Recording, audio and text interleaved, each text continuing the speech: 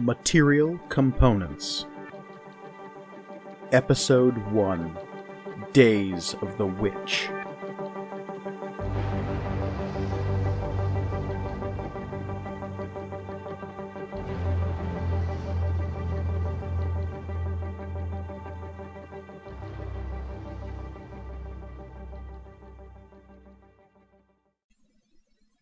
Hello, and welcome to Material Components, the real play RPG show all about intelligent items and the adventurers who love them. I'm your dungeon master, Mike Gargoni. Joining me as always, well, at least for the first time, are my stalwart adventurers. Welcome everybody to the inaugural episode. Hello. Howdy, howdy. Thanks for watching. As this is our first episode, I think it is only due and proper for us to go around the table...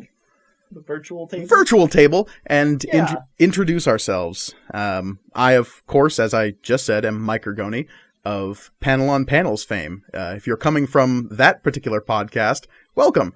There I talk about comic books, and then John and Donovan get mad at me when I talk about D&D. They're not here right now. This is unbridled. Oh, yeah. So, our stalwart players, I think we'll pitch it off in, let's see, alphabetical order by last name. Go. Wow, this is totally unexpected. Hi, folks. I am Olivia Gray. I'm an actor and creative genius here in Portland. I'm pretty new to D&D. I played it a little bit as a kid, but not anything that would be memorable or noteworthy. And I'm now just getting back into it. So, that's neat. I feel honored. Thank you. I'm Cassie Lewis. Call me Cass. This is my 7th time playing D&D, counting on, just individual times. I just started playing tabletop RPGs last year. And now I'm in a podcast. Funny how that works.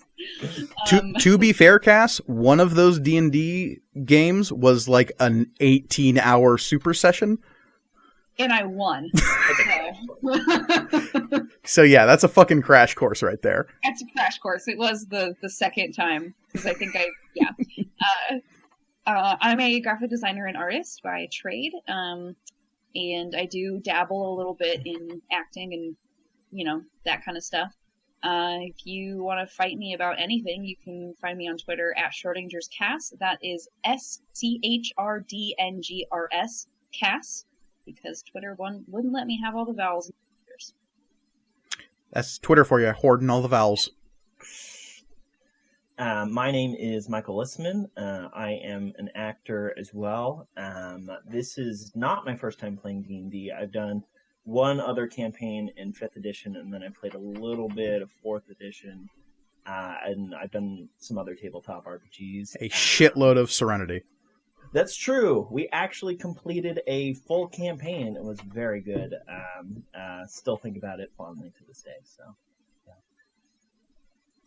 yeah. Hi everyone. I'm Reed Morris. I am a Portland-based actor and barista, but I don't like to talk about that. Coffee. Yeah. As I say, we'll fix it in post. It'll have whatever company I'm working for right here on the mug. No, we won't. No, we won't. That's extra work, and I don't feel like doing that, and neither does Mike.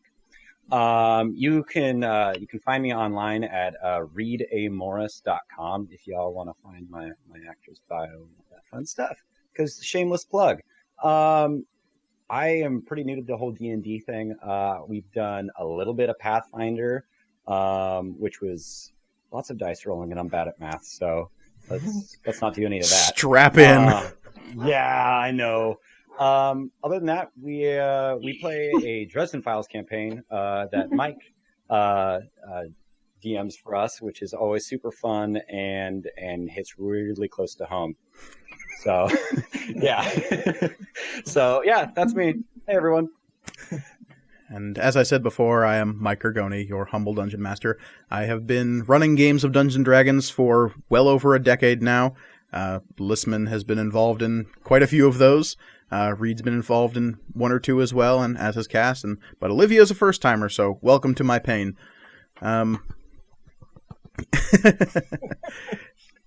But yeah, we are going to be launching this show right about now. So we have our characters ready. We have the world is bubbling in my old think meat here. So Oh boy.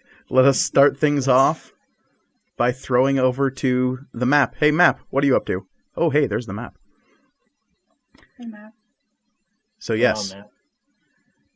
we begin now in the Tempest Rest Valley, one of the only safe places left in the world. 500 years ago, the world that the mortal races knew was consumed when magic went mad. Now, everywhere beyond the Tempest Rest has been destroyed, run over, and all in all, thrown into chaos by something called the Outer Storm. Within the valley, things are safe and quiet, relatively speaking. Between the larger towns, there is still danger to be had. Things, from time to time, do seep in from outside the Stormwall Mountains, but thankfully, the magic of the old mage keeps the valley safe. The four of you have lived in the valley your entire lives. You do not know anything different, though you have many varied walks of life, because the valley is a big and bold place. There is every type of environ you could imagine, from the drylands to the west, to the thick eastwood to the, east, to the shores of Lake Quelio to the north, to the dwarven mines of Srothheim to the south. At the center of it all is the massive metropolis of Stormhaven, the first city of the Tempest Rest. There is a bustling community run by guilds of every stripe and flavor, because the center of the power of the Tempest Rest is a thing called the Forgebond. It is a connection that all sapient races have within the valley, some deep connection to an item of some kind. It transcends the base and petty connections some have with different magics, like, say, warlocks. Reed, it's fine. And helps to shape those who live in the valley into strong and capable folk who can survive even despite the fact that the rest of the world has gone and fallen into chaos. Once a year, there is a festival within Stormhaven called the Maker Festival, where artisans, guild workers, and craftsfolk of all kinds gather into the city to show off their wares, in the hopes that the next generation of people will find their forge-bonded item amongst the cacophony of the festival. The festival lasts for 5 days every year, and as we slowly descend into the valley, into the bustle and sturm and drang of Stormhaven, we find our 4 players here somewhere within the city, specifically the Dustwater District, where we see a young, half-elven man creeping through the crowd.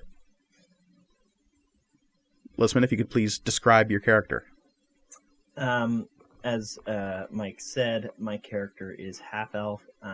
He has sort of a dark auburn hair, like glowing, almost iridescent golden eyes from his elven ancestry. He is, at this point, about 15. He is wearing not great clothing. He has like a tattered shirt that it's not quite burlap material, but maybe a little bit better. He is wearing pants that are probably too large for him. He has his hands and forearms wrapped in bandages. And the nicest thing that he is currently wearing is a leather vest. Where he got it from, I mean, he stole it from someone. Let's be honest, it looked so nice, and he wanted it, and so now he has it. And Is that the nicest thing he is wearing? That is currently the nicest thing he's wearing. In terms of clothing? In terms of clothing. Because he also has a very fancy-looking rapier at his waist. The handguard sort of rotates around the handle in a way that emulates like a hurricane or a large storm, so I think that's pretty much what the character looks like. So, the time of the Maker Festival is a very fruitful one for a person in your position, having to live off of the leavings of the street or whatever you can manage to grab off of the waist pouches of passerbys. Oh, yeah. And you find yourself leaning towards one such victim now. I mean, often they look like they can handle not having the money that I'm taking from them. It's true. If they look a little bit, I mean, they're coming here to spend their money. They're gonna spend it on useless crap anyways. So why not give it to me? Because I need to eat, and eating's important. It's absolutely true. So, you are currently following a large, male-plated woman who is tromping through the crowd. A younger woman scuttling along at her side, and you can see this massive purse resting at her hip. At the opposite hip, you do see the large, intimidating adamantine warhammer, and if you manage to steal that, you could live fat and happy for a couple of years, let's be honest. Sure. Yeah. Both are inviting targets because the clank of her armor covers much of the sound of your approach. Ooh, okay. Well, as much as I would love to try and sell that hammer to somebody, I think it'd be a little bit more convenient to just take the coin purse. So I'm going to sneak up and try and do that. Okay. I am going to need a sleight of hand roll, and as you make your approach, the whispered voice at your hip from your rapier says, "Regrettable." Oh, shut up. I need this to eat, yo.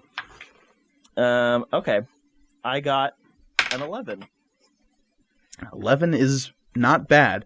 It doesn't quite beat her 17 perception check, though. So as your hand strays towards the pouch at her belt, a mailed gauntlet snaps down and grabs your wrist. Okay. Hey, whoa, come on, man. I'm just trying to get past you, okay? I'm just pushing you out of the way because you're taking up the whole road. And this woman now you can see, who has grabbed your wrist, begins pulling you upward and upward and upward. And it's pretty quick you realize that this woman is a solid towering 6'5", and as your toes dangle off the ground and your arm is twisted up out of your socket, she stares you directly in the face, and you recognize this woman. Yeah? I recognize her? You do. Where do I recognize her from? Give me a history check. Okay. That's gonna be real good. Oh, hey. 16. This was one of your mother's friends. This is Netta. Okay. Does she look like she recognizes me? The woman who is currently holding you looks at you with disdain, not recognition. Okay. Well, but I can work the with that. young girl behind her, I'm going to need to describe herself and roll a history check. Okay. That would be Tirza, Netta's ward. She is very, very small for her age. She's a 12-year-old girl, but probably like in the 4'9" region. I guess that's not super small for a 12-year-old. She has dark hair, which is cut short in one of those little Joan of Arc bobs. Very cute. She has dark brown eyes, which have been just like looking around in absolute wonderment at all of this crazy stuff. Because she's never seen this many people before or seen anything like this before. She's wearing very, very simple robes, not unlike the robes that initiate nuns wear, but they're, instead of white, they're going to be kind of a sandy, champagne-ish color. She has strapped to her back a huge black shield, like too big for her, it looks like. This is clearly a shield that she will have to grow into. Yep. That is in the shape of a giant coiled snake with blue eyes right in the center there. She also is wearing a cloak that doesn't really go with the rest of what she's wearing. It's a dark purple. And it also looks too big for her. It looks heavy and rich, and the rest of her clothing is like very simple and very like modest. And then she's got this big, beautiful, like purple cloak on. That's hem maybe drags in the dirt a little bit. Uh-oh. Oh, it totally does, and he's not happy about it. Though, as he rests on your shoulder, there is a sense of pride that comes from the cloak. Good. Aw. I just rolled an 18. Rolled a what? An 18. Oh, no, I'm so sorry, a 17. 17 still pretty good. You definitely recognize the scrawny child that your mentor is dangling in the air, and it looks like in about half a second she is going to bring down her other gauntleted fist right into this poor little cut purse's face. But you recognize this child as Sid, Angela's son. Can I start shouting, help, I'm being abducted!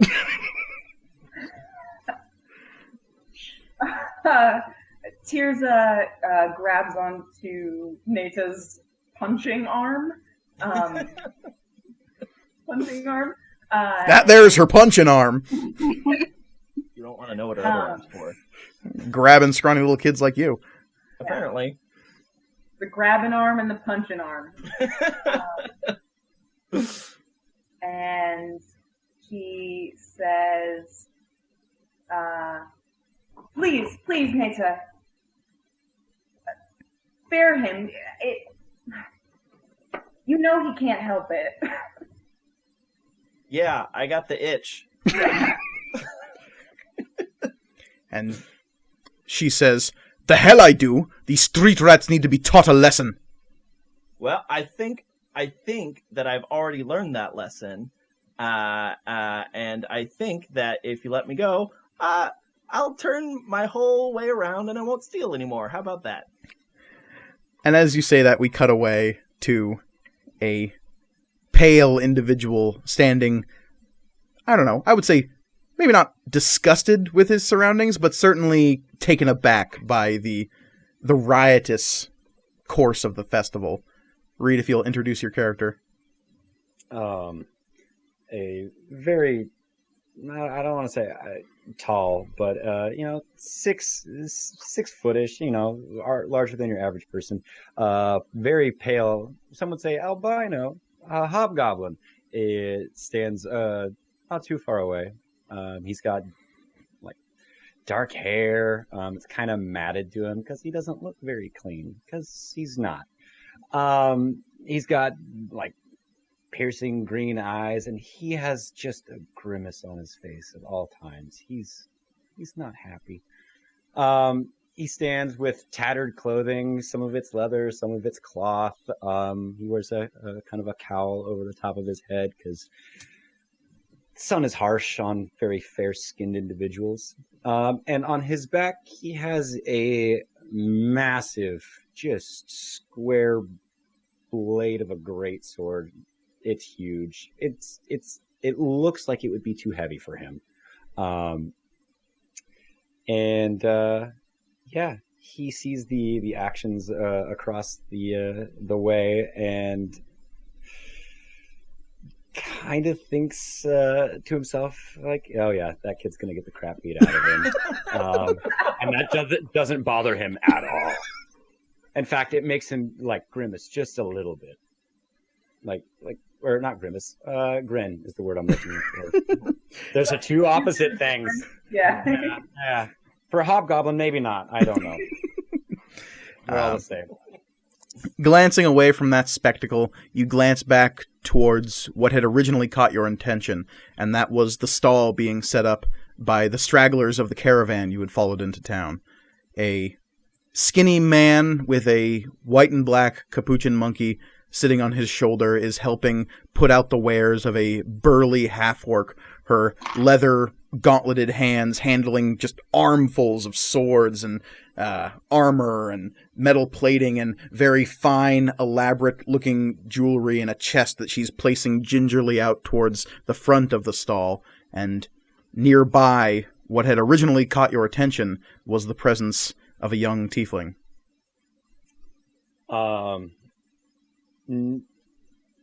The presence of those two has made me both give me a sense of like ease and tension at the same time. It's like seeing kind of a friend that you kind of remember their name just a little bit, but you haven't seen them for a while. So you feel awkward, and that added to the like sense of being a fish out of water in a massive sprawling metropolis. Grawl decides to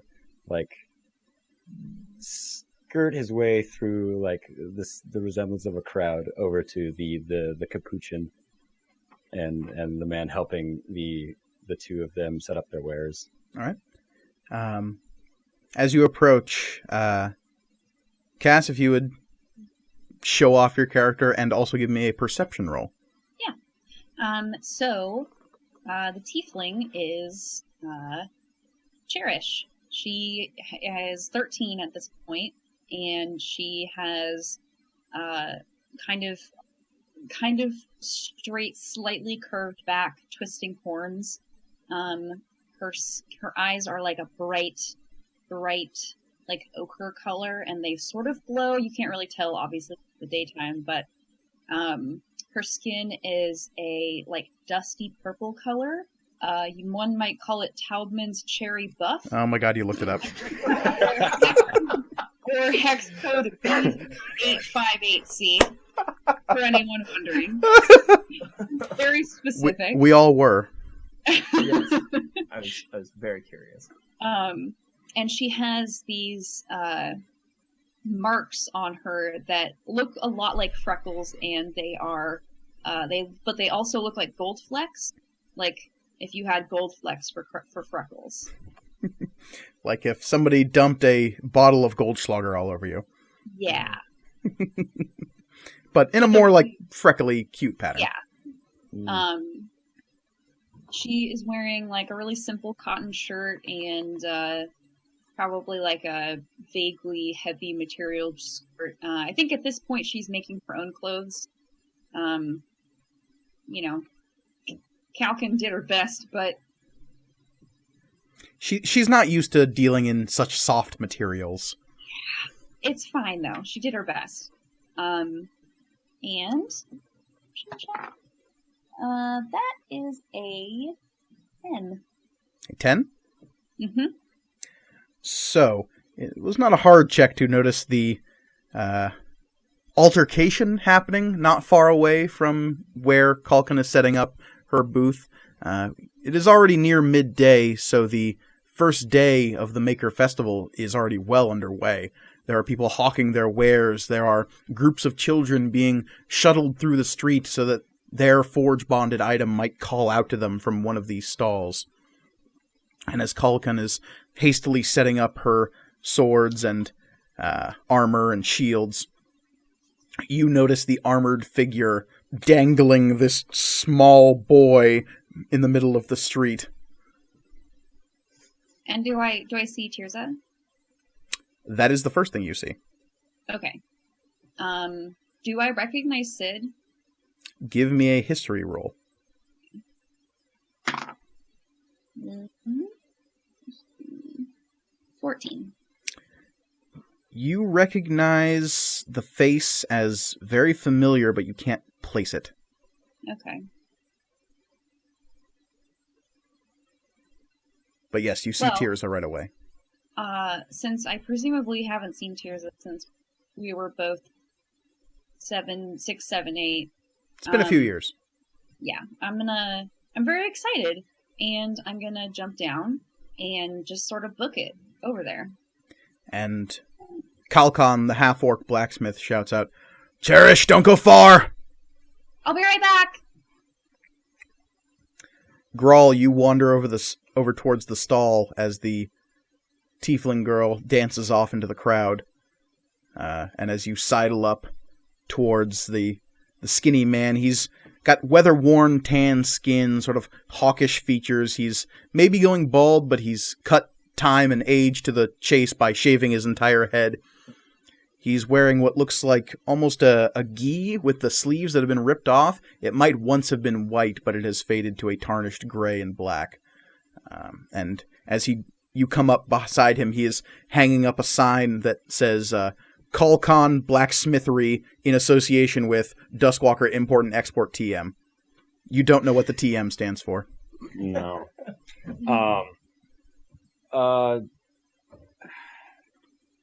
Forgive me, I don't have a character voice for Grawl yet. It's okay, my man. He will develop as characters do. It's called puberty. You know, somehow I think Grawl is past that point. I don't know how goblins work. Yeah, that's how I think. Yeah. Grawl is going to ask this shaved-headed individual what is going on. What is all of this? And he's motioning just like to everything. Yeah, because Grawl has no idea. Because, yeah, all Grawl knows is, as you've wandered into town, you've seen these thoroughfares of booths and storefronts that presumably were empty beforehand begin to fill up with all of these tradesmen and artisans showing off millions of different items. As far as you can see, there is a vendor showing off something that they have made, whether it be a sword or armor or shields or jewelry or clothing, tools of every stripe and variety, every little piece or bauble or utilitarian item that you can imagine. It is being shown off in just a hodgepodge bazaar as far as your eyes can see. And as far as you know, you haven't even entered the interior walls of the city yet. You are simply on the outskirts of Stormhaven. And so as you ask, what is all of this? A wide, smiling face turns towards you with might as well be dollar signs in his eye. And he says, "What is this? My pale friend, this is the Maker Festival. Where have you been my entire life? I mean, your entire life. It's fine." You're looking weird. I'm not laughing. Yeah, I'm just... and he points just out the door, because like the thoroughfare that he took into the city, he just points in that general direction, like there. Ah, yes, there. There is always not here, is it not? Yes. My friend, what brings you to this location? What brings you to the Maker Festival that you have not come before? He points to his head. He just says, "The voices." The bald figure slowly takes a step backwards and says, "Oh, yes. Good. Well, do you have any coin on you that you might be able to spend here at the maker? No, okay. Right. Well, what brings you here other than the voices? I maybe shouldn't have asked that. He sort of like tenses up. Yeah. This guy's trying to be as friendly as possible, but is super weirded out by you. That's fine. I know the little one, and then I point to the half orc. Okay, the half orc blacksmith. And she sort of comes to a stop as she looks up, seeing this conversation happening, and she says, You're Hobgoblin. Yeah, that. What did you say your name was again? Grawl. Grawl, yeah, that's right. Omatep, this is Grawl. He, collapsed on our doorstep, I guess. Cherish found him, and we helped nurse him back to health. And Omatep goes, Oh, okay. That's cool. Grawl will bow his head in respect to the half orc, and will offer up similar to with apes that know the sign language, they offer up the hand. Mm-hmm. Yeah, he's going to do the same thing. And Kalkan, the half-orc, and Omatep, the skinny man with the monkey, will exchange a very nervous look with each other, just like, what is this, is he? And very gingerly, with her leather-gloved hand, will just, give you the lightest of high fives, and then withdraw her hand. Yeah, Grawl will stand up and then start walking away. That's all he needed. I am no longer in anyone's debt. Oh, is that all it takes? Mm-hmm. That's the end of I have been given permission. Thank you. Cherish. Mm-hmm. You rush over to Tirza's side. And then? Well, I was gonna say, so the last time that Tirza and I hung out, it wasn't allowed. So Yeah, it was mildly frowned upon by the religious Right. order that raised Tirza. That's all. just a little. So I know that Nata probably won't be happy to see me. So I think I stop in the center, at the edge of the crowd, and I try to get Tirza's attention. Titi! Titi! And Do I have to make a roll to see if I get that or not? Tirza, you hear this harsh stage whisper over the roar of the crowd a little bit, but you're currently hanging on to Neta's smashing hand that is Oh yeah, that's true. Yeah. threatening to Take smash. that, please.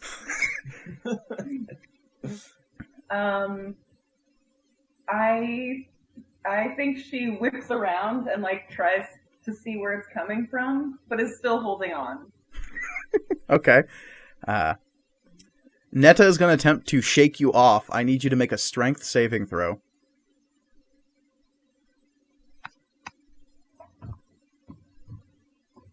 I just botched. Sorry. When you say Oh. botched... No, sorry. I meant that it landed on its side. Okay. But I just rolled a 4. Cool. That's almost as good as a botch. I'm sorry, Westman.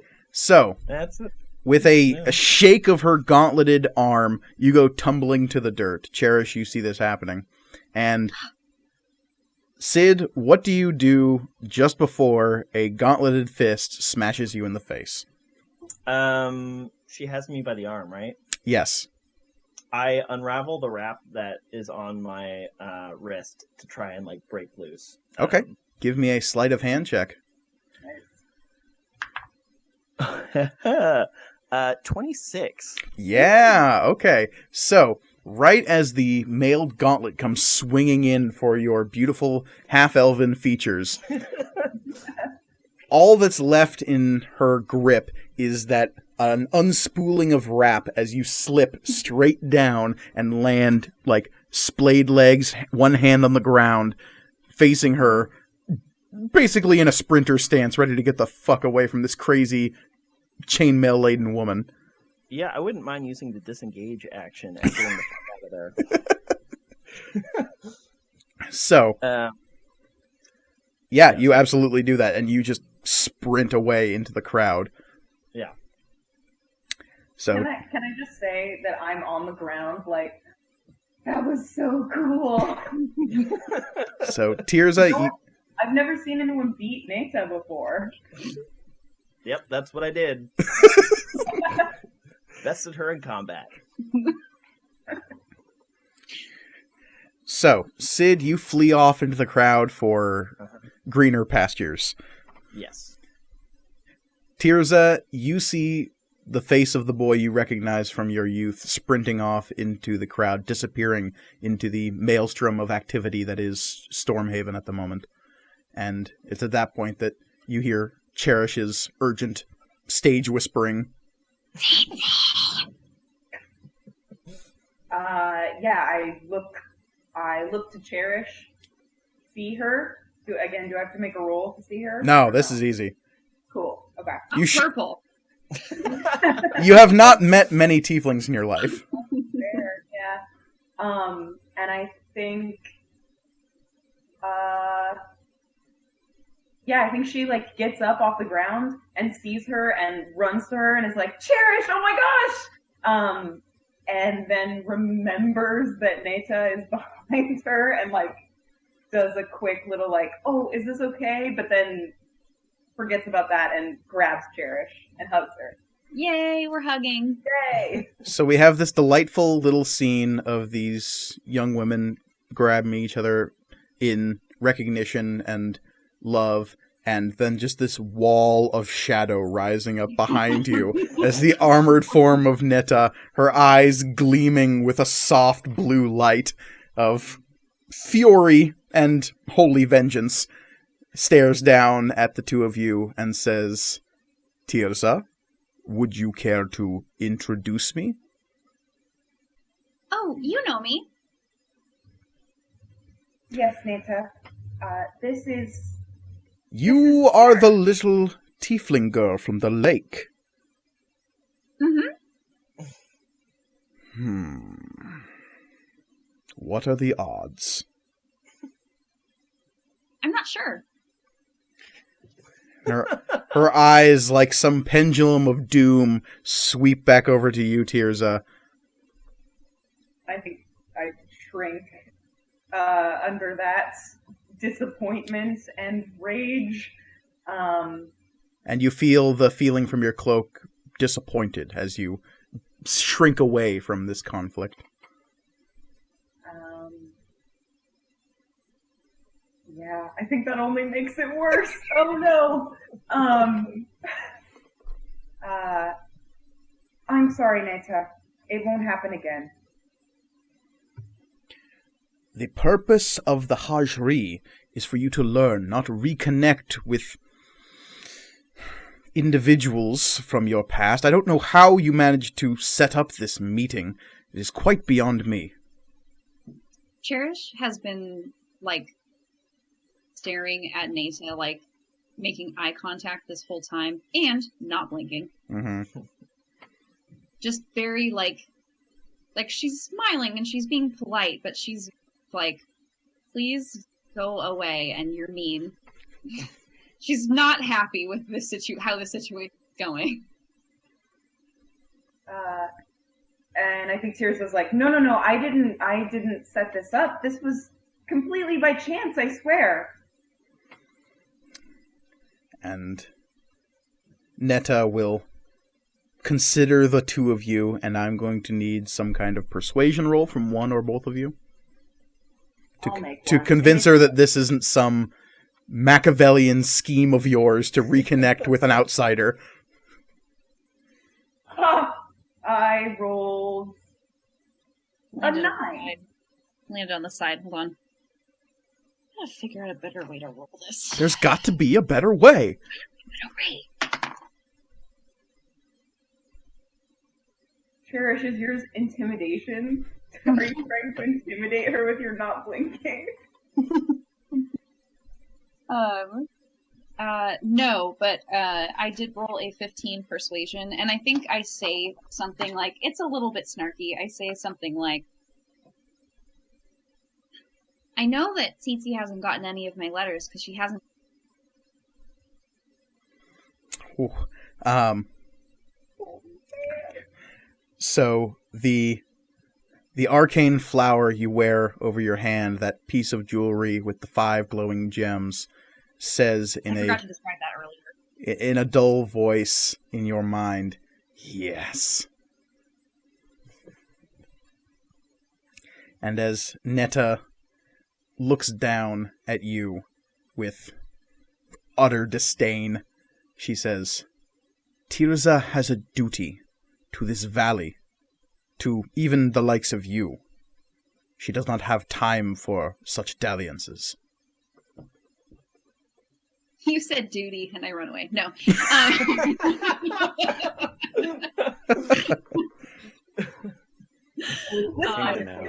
Actually, that's really good, though. I think you should use that. That's a good one. No, I think I say some. I just smile and I just say, "Well, I do hope I see her again. She won't be at the convent forever." And I walk away. And there's a moment of sort of quiet fury on Netta's part as she watches the tiefling girl retreat and doesn't say anything because you're not wrong. Part of this Hajri, this journey to the outer world, is so that Tirza will not be unprepared for the duty of protecting the valley and the folk in it. Oh, I do think I give Tirza's hand a squeeze before I leave. Oh. Grawl, where are you going after your interaction with Kalkan? After the interaction, I am going after the tiefling because there were 2 people that helped me, and I require permission from the second party. So as Cherish, as you're heading back towards your mother's stall, another figure looms in front of you. This deathly pale specter of a hobgoblin with a huge... What color is the sword? Like, what color is the blade? Oh, I mean, I imagine it to be just like gunmetal. Yeah, gray. That's what I always thought too. Yeah, darker than your average sword, but it's not black. Sure. It's not no, that would be. It's not that anime. Too Yeah, cliche. I was gonna say. Yeah. Yeah. So yes, a figure out of your past steps in to shadow the light being cast by the sun. This figure seems to have gained a lot more of a presence since last you interacted with Grawl. His stance is a little taller, his body more full of meat, for lack of a better term. He's not this skinny wretch that you dragged out of the desert before. And, of course, there is this gigantic great sword now strapped to his back. Yes, it is metal as hell, Reed. Yeah. Grawl, can I give you a hug? I put out the hand. I give him a hug. Ignoring the hand, Cherish lunges in for a full-bodied hug. Grawl goes to think he's going to be attacked, but then realizes what it is, and the hands go up in the air. He doesn't know what this is really. He's seen this action before, but I don't. He doesn't know. He doesn't understand the ritual of the physical hug. He doesn't even know what to call this. Some sort of embrace. He doesn't know. It is a full body grapple. Oh, we're wrestling. Okay. His stance widens more, and he's dropping his center of gravity. Cherish pulls back, and she says, "You're looking so good." I got a sword. Mm-hmm. It's really cool. And he puts his hand out again. All right, well, I have to go sell my jewelry. I'll see you later. And then he points at the hand. Did you get a new ring or something? No, and he's bowing. He bows deeper, and he's like, I need you to. She's just staring at you, unblinking, confused, sort of head cocked to one side. It's kind of creeping Grawl out, the fact that you're not blinking every time he looks up to, you're gonna get it this time. And a self-satisfied voice in your mind, Cherish, says, yes. Wait, in my head, not from my thing? I mean, it communicates telepathically, yes? Oh, yeah, okay. I just have no idea what's going on. Well, my mom told me not to go too far away, so I should probably get back. It was good to see you. Grawl gives a wave, and then turns to walk away, but doesn't move. He just kind of just pivots. He's like the NPC in town who you talk to, so it pivoted towards you, but actually doesn't have a movement track, so it just pivots back to its original orientation.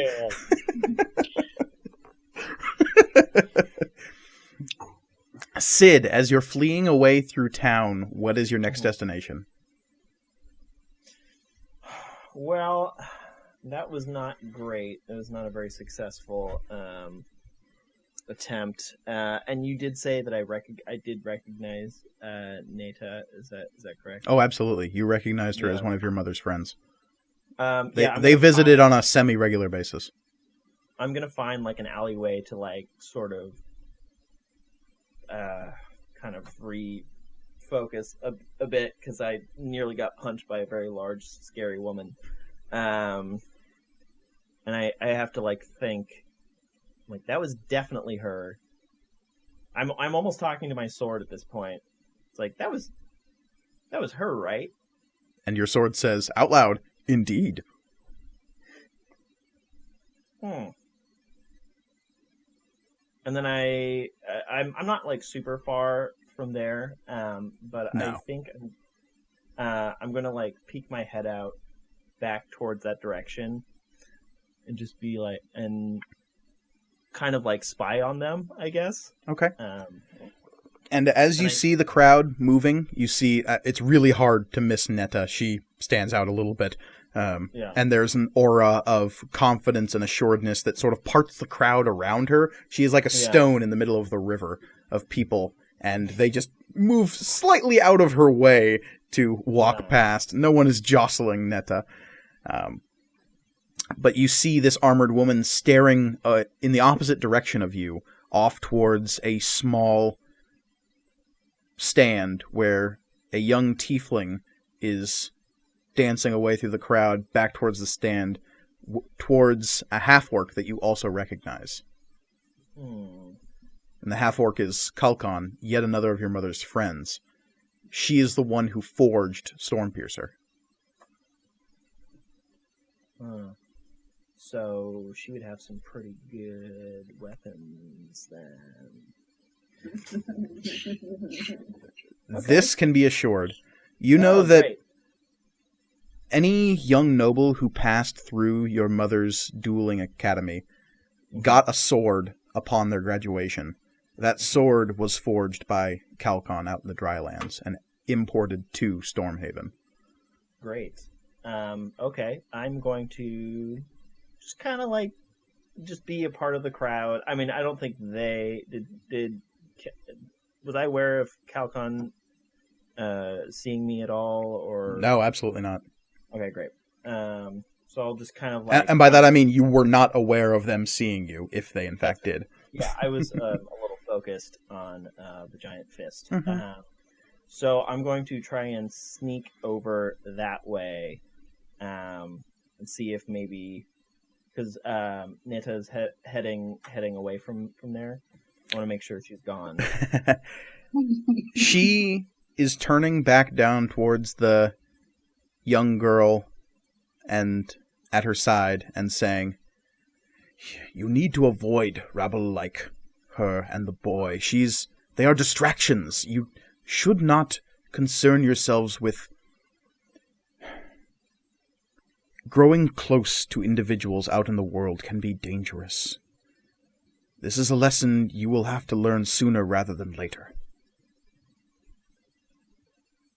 But Neta, is it not our duty to protect these people? And the best way to protect them is to be close to them, right? Give me an insight check.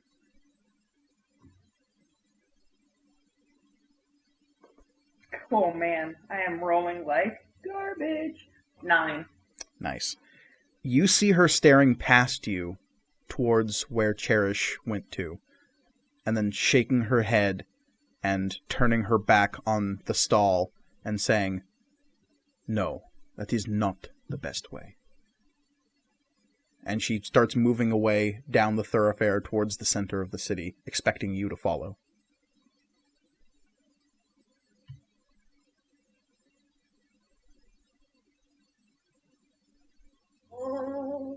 But I just saw Cherish again. And Sid, you see the large, scary woman moving away through the crowd. Well, that's good. I'm gonna wait until she's definitely not within sight range. Out of grabbing range. Yeah. And then once, has she left yet? Yeah, she's actively moving away. She's actively moving away. I'm gonna start to as nonchalantly as possible, work my way through the crowd, sort of around, so I can sort of get behind where this booth is. Okay. Yeah. So you're stealing around the crowd, trying to remain unobtrusive?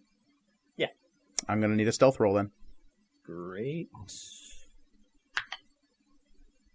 That's going to be 15. Cool. We'll get back to you. Grawl, Tirza, Cherish, what are you up to? Yeah, I'm probably also going to have to give you a stealth check, because I'm going to try to give her the slip. I've done it before. I can do it again. Okay. Give me a stealth roll.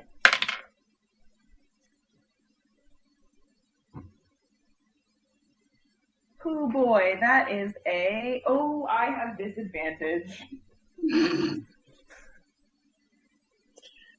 That's a 10. Okay. Which beats her 3 in perception. What? So she is clearly distracted by whatever just occurred and more expecting you to follow and not necessarily paying that close attention. So if you simply wait where you are as she moves through the crowd quickly envelops behind her. And while you can still see the top of her head moving through the crowd in the distance, it doesn't take long before you are well behind her and in all probability completely invisible to her eyes. I'm very small, and I don't think people are giving me the same berth. No, they are not. If anything, you can feel feet treading on the trim of the cape, and a sense of disappointment begins flooding your mind. Oh, no. So to that, I'm going to scoop up the edge of the cape and, kind of tuck it around. I imagine she has, a belt, and it's just going to be kind of shoved into the belt. And then I'm going to go over to the booth. All right. As you're walking towards the booth, you passed a albino person of some stripe or flavor in a deep cloak wearing a huge sword, just staring awkwardly into the middle distance. I think I almost run into him, and I go, "Oh, I'm so sorry, sir. Have a nice day," and then walk past. In the moment that the interaction happened, the slight bump, Grawl lets out a short snarl, just like not like a hiss or like a big like growl, just like a low rumble. People touching him is not his favorite. Then I'm going to change that. It's more of a, oh my gosh, I'm so sorry. Have a nice day. And then she goes. He's scary. Yeah. In fact, people are giving him a bit of a wide berth in a different way than Netta, in that there's an aura of respect around her and like, oh, we don't want to get in her way. There's more of a, I don't know what's up with this guy and I don't want him to touch me sort of way around Grawl. Have there, have there been any other like hobgoblins in, like, have I seen any? Is there anyone, or is it all humans, elves, dwarves? You've seen a small troop of hobgoblins move past very quickly off in the distance. It's very easy to mark them against the cityscape of Stormhaven, as opposed to in the Drylands where their reddish skin tends to blend into the rocks and the sand of the wastelands out there. Here they stand out pretty brightly against the grays and the whites and the blues of the city. So you managed to catch a few of them in the distance. They're not an unknown sight here, but they're not necessarily as prevalent as, say, humans or dwarves or elves. Okay. Or even tieflings, for that matter, for there are a few of those you see wandering around. Okay. Did I happen to see where the half elf ran off to? Give me a perception check.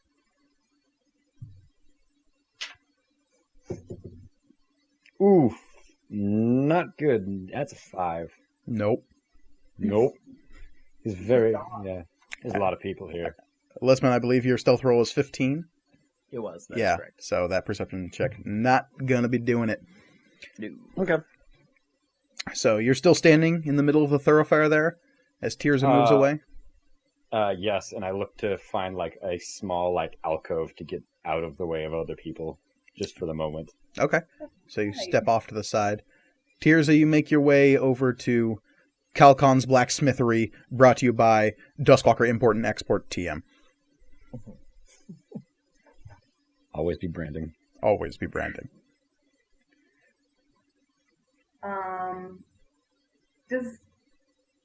Do I know Calcon? You know of her. Okay. You know that once upon a time, Netta was an adventurer out in the world, as is her duty as one of the members of that order, the Oath of Thunder, Thunder Wardens, as they're called. I was blanking on the name there for a second. And as a Thunder Warden, it is her, among others, duty to patrol the valley and help the citizens therein prepare for the inevitable day in which the outer storm courses into the valley and destroys life as we know it. The Scale Seers of the Jarashir know that day is coming, so it is only a matter of time, and it is up to your order to help prepare the valley for that day. So, once upon a time, Netta was an adventurer, and among her companions were the half-orc Calcon, the human duelist Angela, and one other who is not spoken of.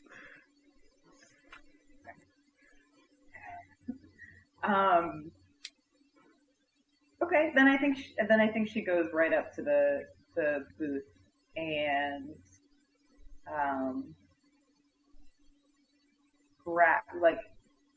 goes to do the exact opposite to Cherish that Cherish just did to her, where she does like the stage whisper, but I think she also like grabs her. It's like Cherish, and then just I think snuck away. So I think that Calcon's booth, I think that Cherish has it's like a table next to whatever Calcon's doing. So I'll tell you exactly what it is. It's Okay. that thing at comic book conventions where clearly some major artist has rented table space, but they have a friend that they're letting use one corner of the table. So you have like a whole little ledge to yourself where you've hung this little sign for, what is the name of your jewelry business? It's called, it's called, Gold Fleck Jewelry. And you came up with that name from the insistence of Omatep. His goal of always be branding was certainly given to you at a young age. When you came up with that name, his response was, yeah, sure.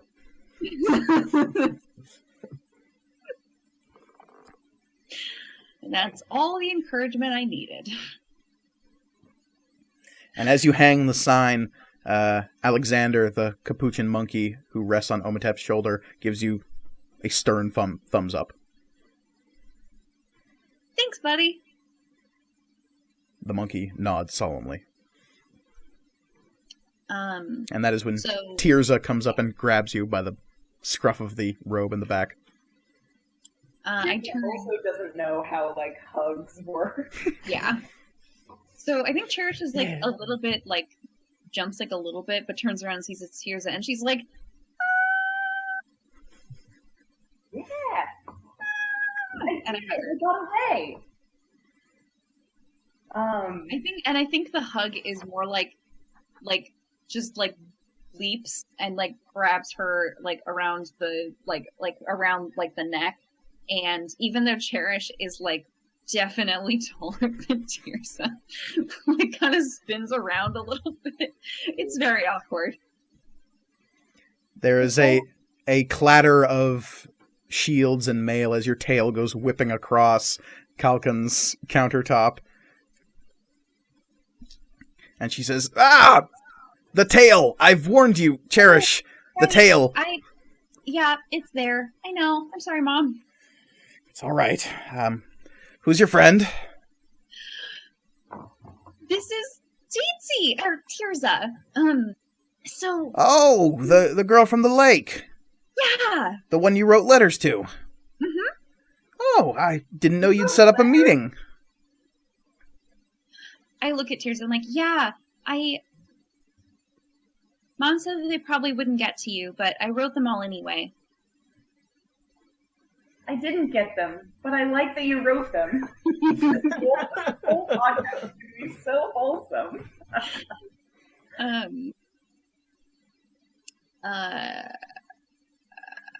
I forgot what the other thing I was going to say. Cool. So as Yeah. you two Yeah, this embrace and make introductions, Omatep is standing cautiously to the side and just goes, Ahem. Oh, Tirza, this is Omatep Duskwalker. Hello, I am Omatep Duskwalker, proprietor, owner, and operator of Duskwalker, import and export. And he ports to the sign up above. I am bringing these fine wares here with my own coin, I might add, so that they might be shared with all of the denizens of Stormhaven. It is a pleasure to meet you, young woman. Hello, sir. I'm Tirza, cloak bearer, child of the Jarashir, daughter of the Outer Storm. Oh, that's a mouthful. Yeah. And then she does, some sort of greeting that the Jarashir do. It might be some, yeah. I like Something like that. Probably not that. that. No, yeah. 'Cause what is that from? That's from that little hand motions from something else. Yes, it's something non-branded like that. Right. I'm sure everyone on Twitter is going to tell him. Yeah, I'm sure. So,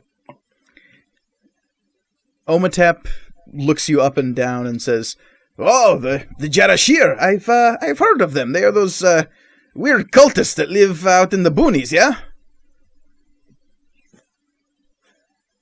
They chop off heads too? You're making a weird neck motion, Cherish. I don't understand."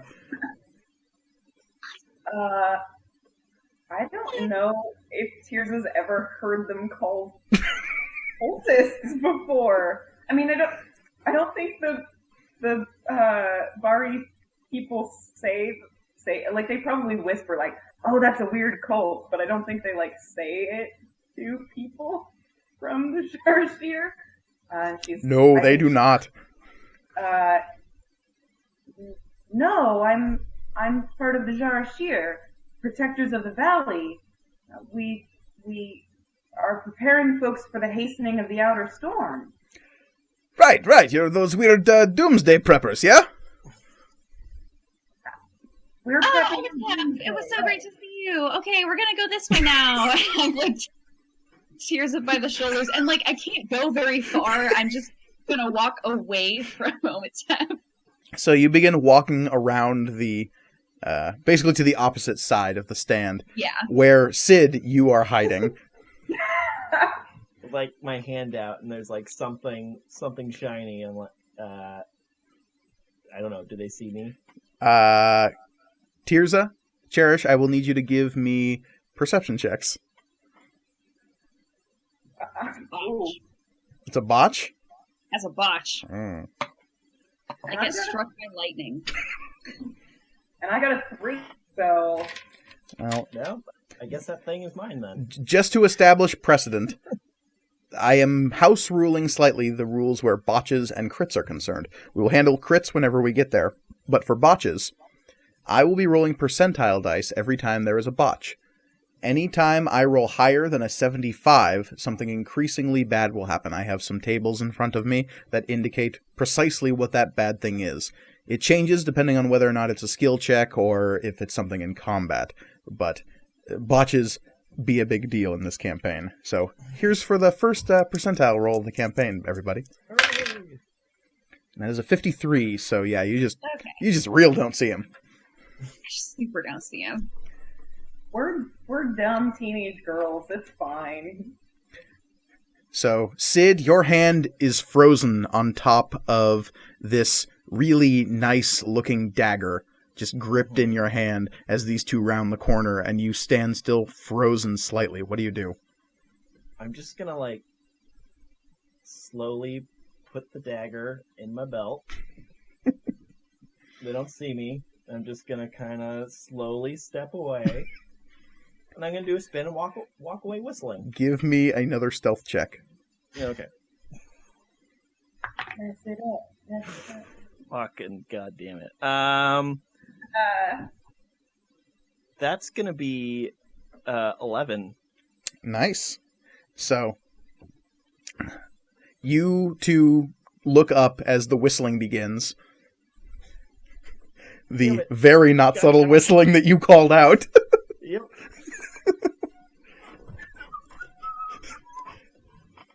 Hey, It's that kid. you're that boy. And I turn around. Nope, got me mistaken. I don't even turn around. I just like, nope, not me. That was someone else. And I just keep walking. Pretty sure you're the one that almost got punched by that lady. That Yeah, doesn't you're sound like definitely me. Sid. And I stop. when somebody says your name. Yeah. And then I turn around. I'm like, You're Okay. Angela's yeah. What of it? My Nate has told me about you, Yeah, good things, I'm Yeah. sure. and mostly not. Crime. Well, you know, how's it going? It's great, actually. Cool. Have you been to the festival before? I walk up. I'm caught, so I'm just gonna try and talk my way out of this. Cherish. Yes, I'm rolling a perception check at the moment. Well, no. What I was going to say is, as soon as Tirza says the name Sid, you immediately remember where you know this boy from. Angela's son is someone you saw on a quasi-regular basis because Angela and Kalkan were still very close. Yeah, that's how I know you. My mom made swords for your mom. Yeah, I remember. I assume. Oh yeah, absolutely. I'm purple, so You stand out. I remember you pretty well. your name starts with a ch sound. What was your name, please? Cherish. Cherish. Ow, how could I forget that? And your name. I am Tirza Cloakbearer, child of the Jarashir and daughter of the Outer Storm. Can I call you Tirza instead? I'm not going to remember all that. That's a long name. Have you thought about shortening it? Tirza's probably fine. Tirza's okay. Okay, great. Well, what do you guys are in town for the Makers Festival. That's fantastic. Have you guys ever been? Oh yeah, lots of times. Oh, great. And how about you, Tirza? I've never been anywhere. Cool. Well, it's pretty great, and you know. You want to show us around? Yeah. I mean, I'd love to, but I've got Criminal things to do? That's a bit judgy, but sure. I prefer to think of it as yeah. It's So, we cut from there to... Oh, What's up? I was going to say, I rolled a perception check when he turned around to see if I knew that he had one of my mom's daggers in his belt. Ooh. And I rolled an 18. It's pretty obvious. There's a real obvious, like, brand mark on the hilt of the blade. Yeah. Mm-hmm.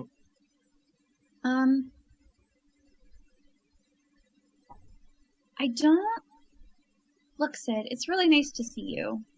Oh, yeah. It's great. And you didn't get punched by that big woman. It's true. And I don't want you to get punched by my mom. So... Can you give me that dagger?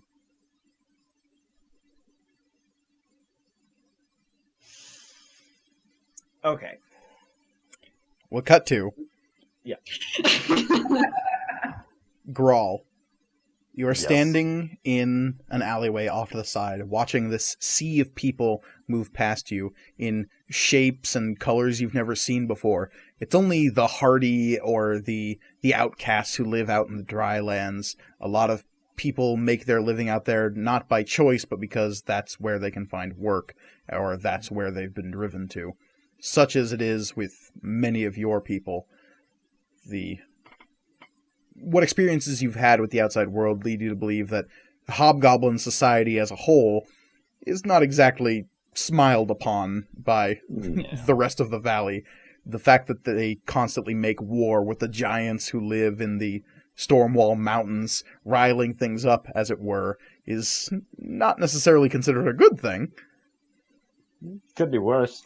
Could be worse. They could be losing. Yes. So it's tough to know what to make of this wash of civilization, the likes of which you've never really experienced.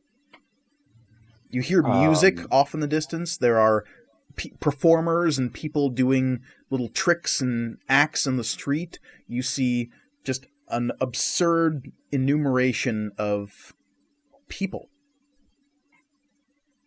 Grawl doesn't understand how they have, unless they're like preparing for battle, where are all these people going? Where do they live?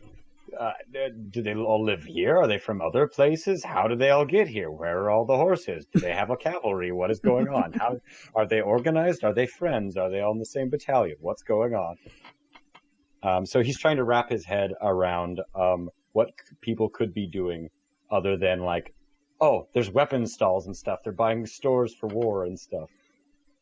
But it's the other stores that really confuse you. People selling flatware, people selling silverware, people selling pieces of art, people selling clothing.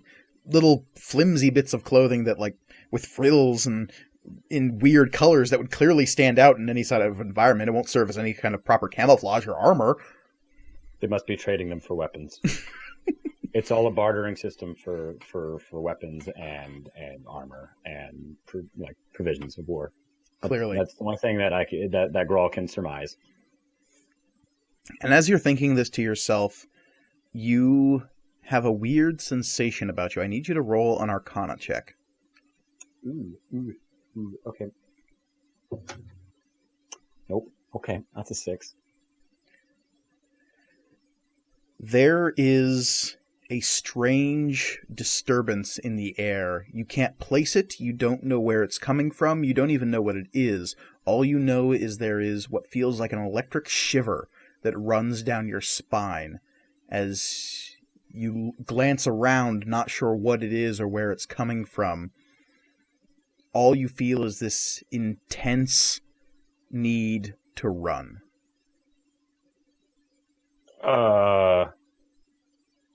So I'm gonna start moving, back out like to the mouth of like the alleyway to take a look and see, because my arachnid senses are tingling. Yeah, and I'm gonna take a look around to see if I notice anything. And as you're looking around, not sure exactly what you're looking for, that is when the world becomes silent. And right as the three of you were confronting each other about stolen property, the world grows quiet, deadly silent. And the shade and color and cast of the light around you suddenly, abruptly, without warning, changes.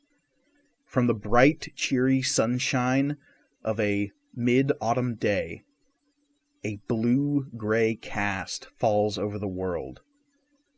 Everyone around you suddenly stops mid-motion, the festival ground to a sudden and complete halt. Nobody moves, nobody talks, nobody sings, nobody tries to hawk their wares. Every person you see around you is covered in that gray-blue cast. Above you, the sky is a twisting aurora of blues, blacks, and purples. From every person you can see, a long silver thread extends up from the base of their skull infinitely upwards into the sky. That thread is tight and pulled taut, as though by some unseen puppeteer, infinitely upwards in the sky. The four of you retain your color and your motion and your ability to speak and move. And I think that's where we'll take our break. And when we come back to material components, we'll figure out what the fuck is going on. Greetings, friends. It is I, Omatep Duskwalker, owner and proprietor of Duskwalker Import and Export TM. And I am here to talk to you today about a fine piece of merchandise I have at my shop. I would like to show you this adamantine armor. It is very shiny, yes? This armor can be medium or heavy, but not made of hide.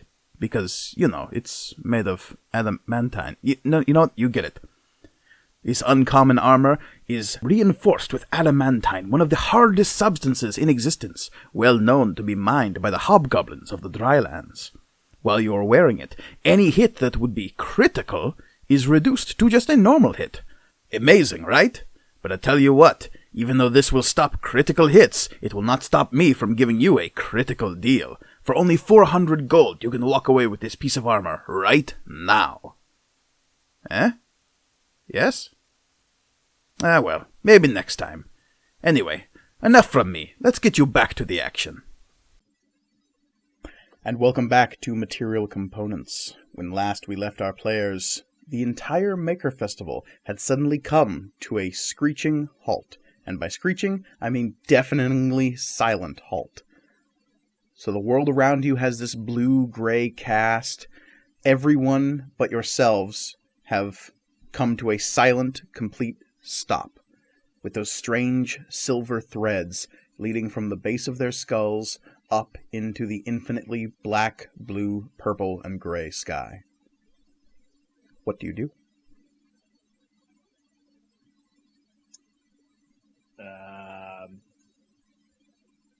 Can we see Grawl from where we are? It's very easy to see Grawl because any motion in this place is immediately obvious.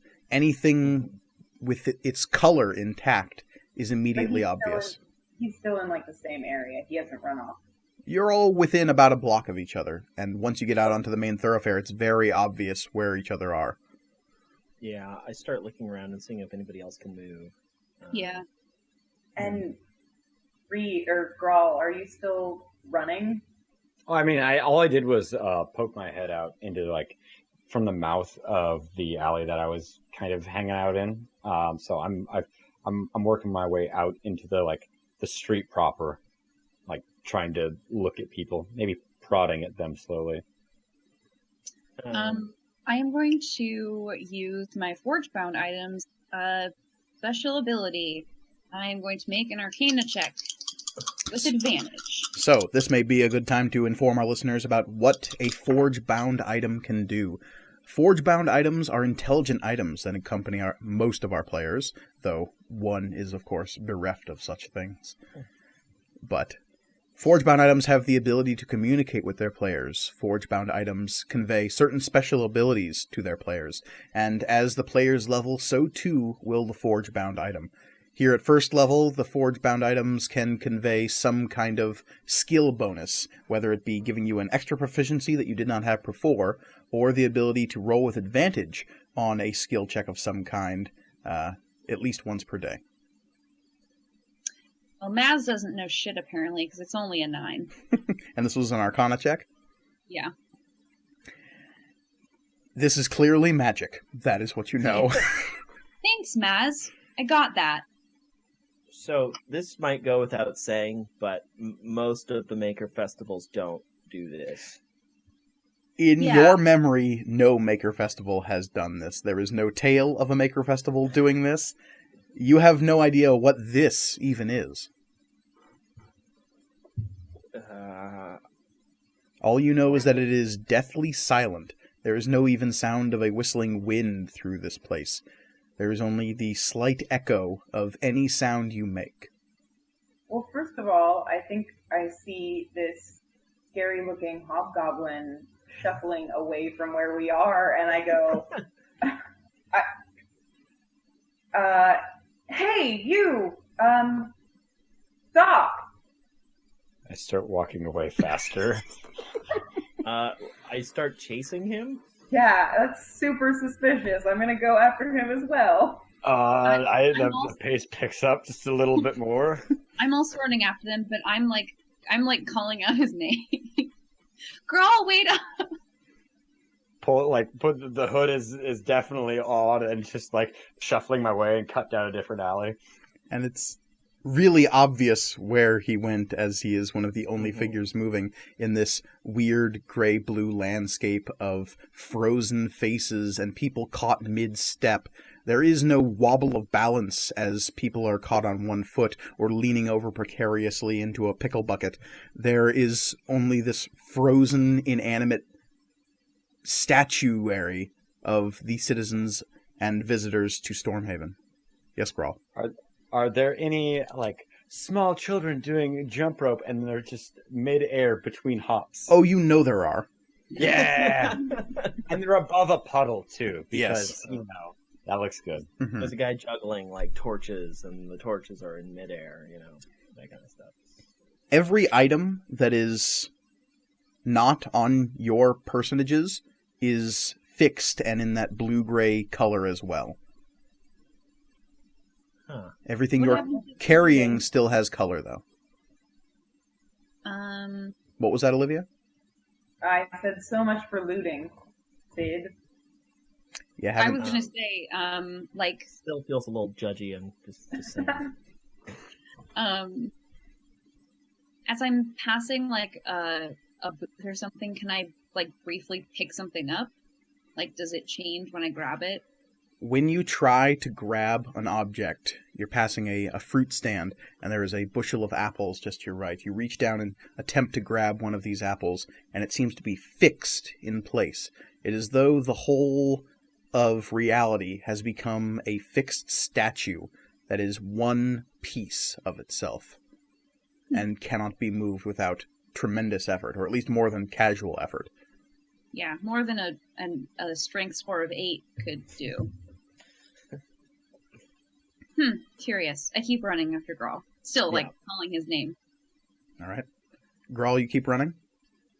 I got into the alley, and then I pull out my great sword, and get ready for they're gonna round the corner and just like, hey, I got you unprepared. Okay. I would like you to roll me a perception check. 14. Okay. So, the three of you running together, yes? Mm-hmm. Sid, Tirza, and Cherish, you are scrambling through this crowded street. It is like some kind of bizarre jungle gym made of people that you are scrabbling through, because the crowd is immovable. You're having to squirm your way between legs and between the gaps where people were just suddenly stock still. All the while, these strange glimmering threads are shining in this odd twilight. You're not quite sure what's even casting light. The sun is gone from the sky, and it's only that strange twisting void above you. As you round the corner into the alley, you see Grawl just standing there, ready, great sword in hand. I draw my sword. Shing! Stormpiercer comes out. And I point my sword at him and I say, "Did you do this? I thought you did this. You thought I did this? I thought all three of you did this. I don't know. We didn't do this. I didn't do this. We're children. What are you talking about?" Yes, just to set the scene here for a moment, we're dealing with, I believe the three of you, Tirza, Cherish, and Sid, are all pretty much early teenagers, yes? Yeah. I'm not even a teenager. I'm 12. Yeah, I'm 15.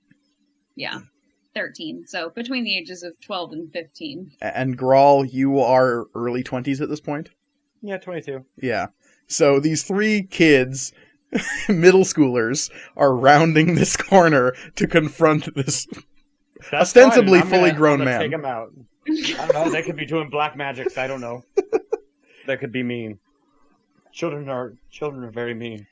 And it's at that point, when they're confronting you and you're saying, "You did this, no, you did this," that you hear a rasping sound from above you. I look up.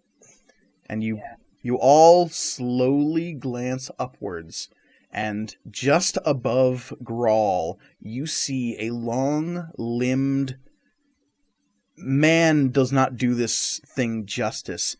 It has 2 arms and 2 legs, a head and a torso, but all of them of a shape that is not in concordance with the normal way of things. Strange black spines protrude from the flesh around its shoulders and biceps and neck. Its lips are these withered, tiny things that curl back away from blackened teeth that have been sharpened by eons of who knows what.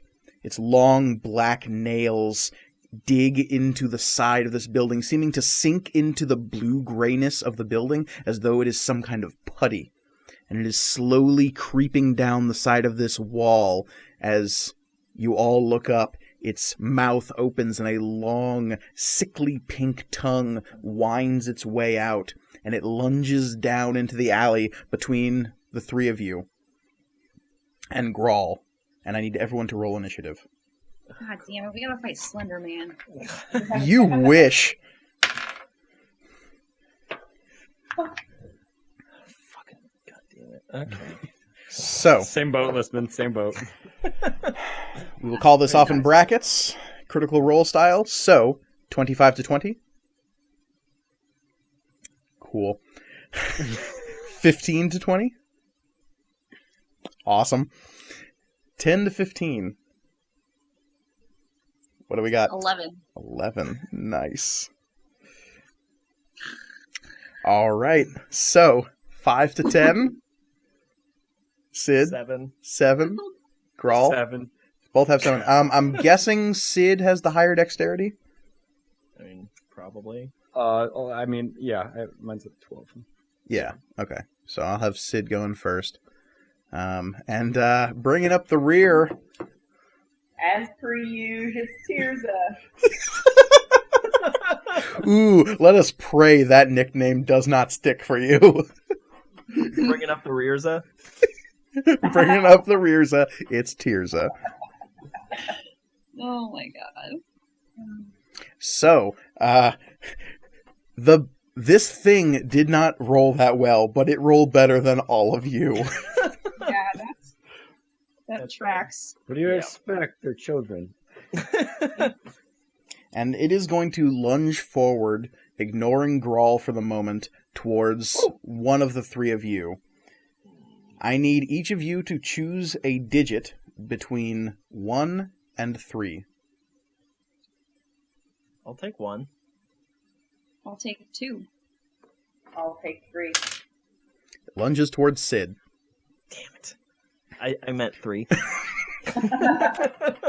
And it hisses out, "No take backsies," as it lunges at you. Meant cake. It will slash at you. I'm going to guess 6 does not hit your AC, though. Oh, no. Okay, very good. So, it's these rending black claws slash at you as that tongue lathers outward. It actually doesn't say anything as it attacks. It just lets out this gurgling hiss that sounds like whatever is inside this thing is slowly liquefying. Ugh. And that brings us to Cherish. Ooh. I'm going to cast Firebolt at it. Okay. Give me a spell attack roll. Yes. Heck yeah, that's a 24. 24 will hit as you see a burst of flame erupt from the tiefling's hand. It strikes the front of this thing. Give me some damage. Boulon de feu. That's an 8. 8 damage. The flames flicker against this thing's pale, sort of milky skin. You see these dark cracks beginning to form as the skin begins to flake off, and beneath you can see this dark purple meat beneath milky flesh. That's even worse. Yeah. It's even worse. Yeah. Definitely not better. Yeah. Didn't say this thing was nice. So that brings us to Sid. Great. So it came at me. We were all standing in a group. It's true. So if I were to sort of position myself around it, No one else is currently engaged in any kind of combat with it, so if you're digging for advantage, you're not going to get that quite yet. Damn. Yeah, that is what I was doing. Okay. Well, I'm just going to... I think I'm still going to shift behind it, just so the next person who attacks can have advantage. Okay. So you're going to sort of edge your way around it, so it's between you and Tirza? Yeah, exactly. Okay. Or do you want to stay where you are, so it's between you and Grawl? I'm going to do that, actually. Okay. So you're going to stay where you are and just attack it. With a very big sword, I'm assuming he can hit hard. If I roll well. If you Which I roll well. don't. It's a solid We'll see. assumption. Yeah. Cool. That was a +5, so that's going to be a 14? 14 will hit. Oh, thank God. Okay. Now I need a D8. It's going to be 6 damage. 6 damage. Ooh, this thing's not good. Looking good as you run it through with your rapier, whipping the sword back out of it. As you pierce its hide, you can feel this weird gelatinous sensation as your sword pierces this thing. And as you whip it back out, there is a fount of what looks like bright red scarlet blood. As opposed to most things that you've seen your fair share of blood living on the streets of Stormhaven, blood is this dark red color. This comes out as a rose fount that erupts from this thing's shoulder. It's still moving, it's still very aggressive, but the combination of colors here are just wrong. And that brings us... Oh, sorry, I forgot to mention, the blade of my sword is a slight blue tint to it. Oh, yeah. Brings us over to Grawl. So I am now technically I'm behind this creature. Right? In a few quick steps, you can come up behind this thing. Yes. Okay. Since my greatsword is already out, I'm gonna swing away at this ugly, ugly creature. Does flanking or being behind it give me advantage? You have advantage, sir. Boom. Okay. Again. Okay. So that's an 18. 18 is going to hit. And then, so greatsword is 2d6. 6. Yes.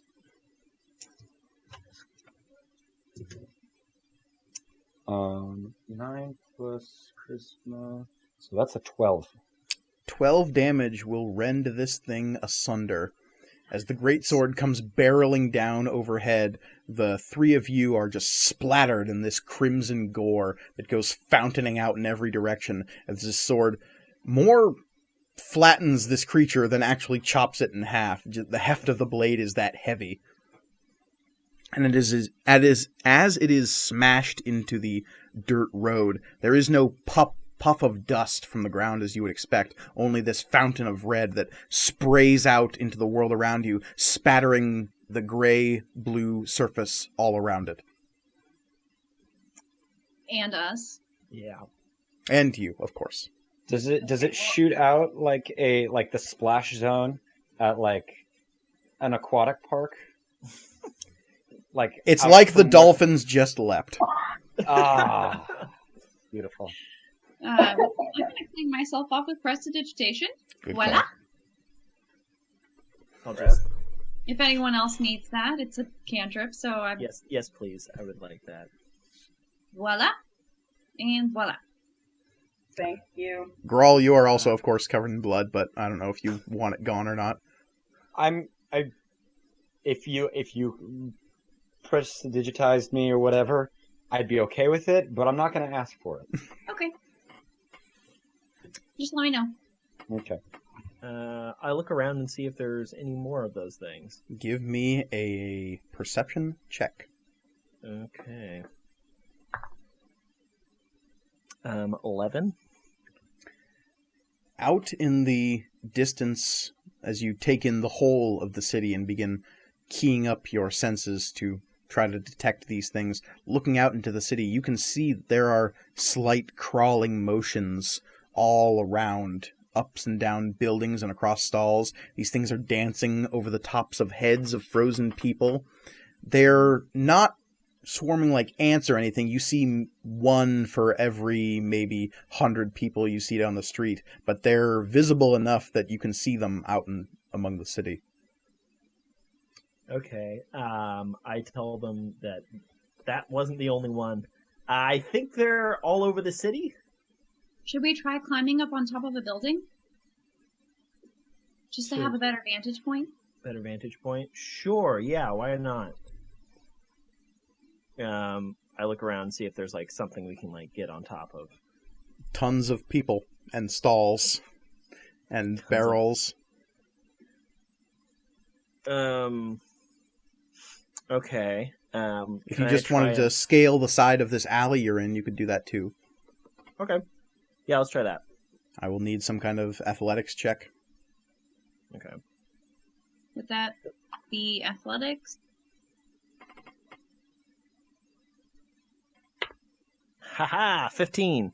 15, you are able to get up the side of this building fairly easily. There are some sconces and window things that you can grab onto and sort of Assassin's Creed your way up.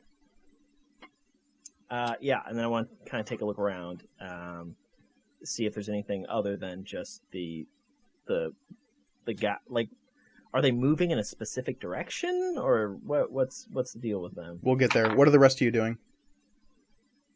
I'm gonna move past Cherish and Tirza to like look out into out from the mouth of the alley to check and see if what Sid said is true, if there is more or not. Okay. Tirza?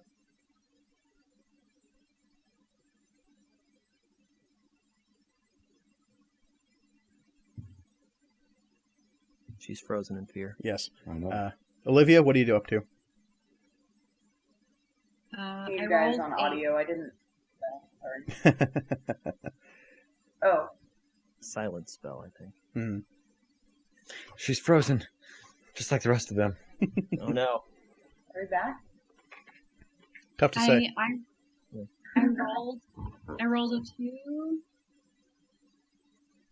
2 for what? I rolled a 2, and then I rolled a 13 For athletics? for athletics. Okay. Yeah. So, And then I rolled a 13. so you try scrabbling up the side of the building.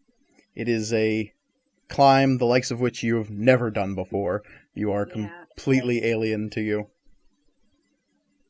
I said let's climb a building without really thinking about, doing it. Olivia, what are you doing? I rolled a 20 for my athletics, so Okay. I'm up there with this. Oh yeah, absolutely. And I'm seeing if I need to roll something else, if they're attacking people or if they're just ignoring. It's as the two of you look out over the cityscape, Tirza and Sid are standing at the edge of a building looking out into the rest of Stormhaven. You are currently at the almost the far western edge of the city. To the south, you can see the Mason's Way, the large industrial corner of the city leading away towards the southern gate. To the northeast, you can see the Green Terrace, the more heavily influenced Elvish district with its strange tree-like buildings. And to the east, you can see the more walled part of Oldhaven, the center of the city itself and where many of the guilds preside. The whole city is covered in this blue-gray pall, as is the surrounding countryside. And as you stare out at the rest of the city, you can see more and more of these strange, pale figures creeping over buildings and people. They don't seem to be attacking anyone, they just seem to be winding their way through. And every once in a while, as you stand there and look out over the city, you can maybe see the flash of color somewhere else nearby, and then very quickly, those pale figures will begin to screech and move towards that flash of movement or color, and you will hear a scream that is abruptly cut short off in the distance.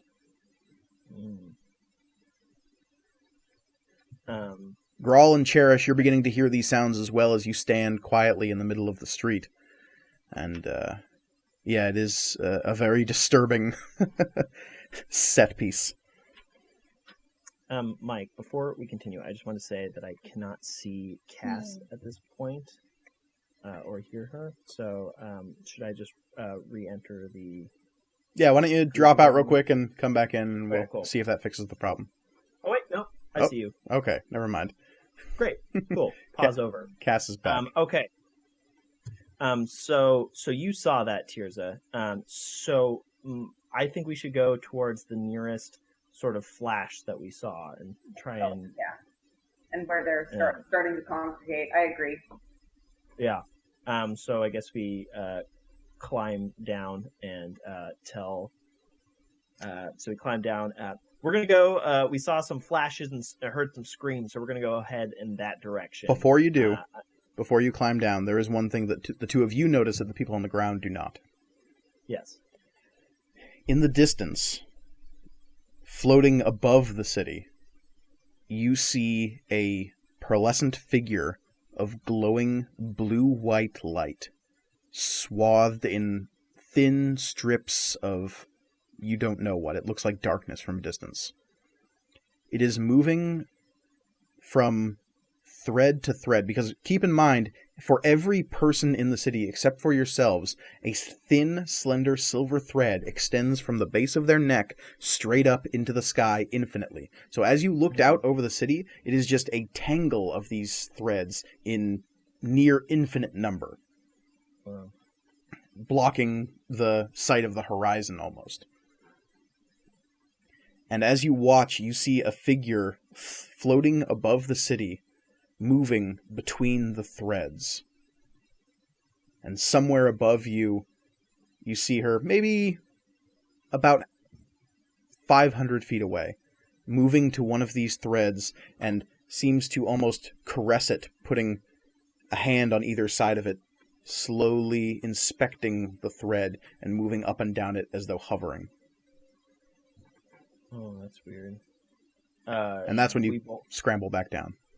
Okay, we both saw that, I assume. Yes. Okay. I don't even know how to. What did you see? I don't know how to put that into words.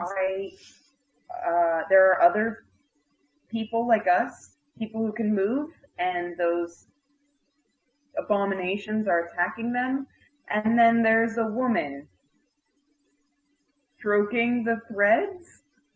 I mean, Weird. She's like, you can't floating you can't assume gender from that distance. So you couldn't really tell what it was. I said her sort of out of turn. I apologize. Player knowledge, not character knowledge. A thing is stroking the threads, touching the That's threads. weird. and like floating around. It's Yeah. I I think that's probably what's doing this. Just to guess. Yeah, no, that's a good guess. She's floating. How are we gonna? What do we do? I don't know what to do. I have like Any magic ideas? and stuff.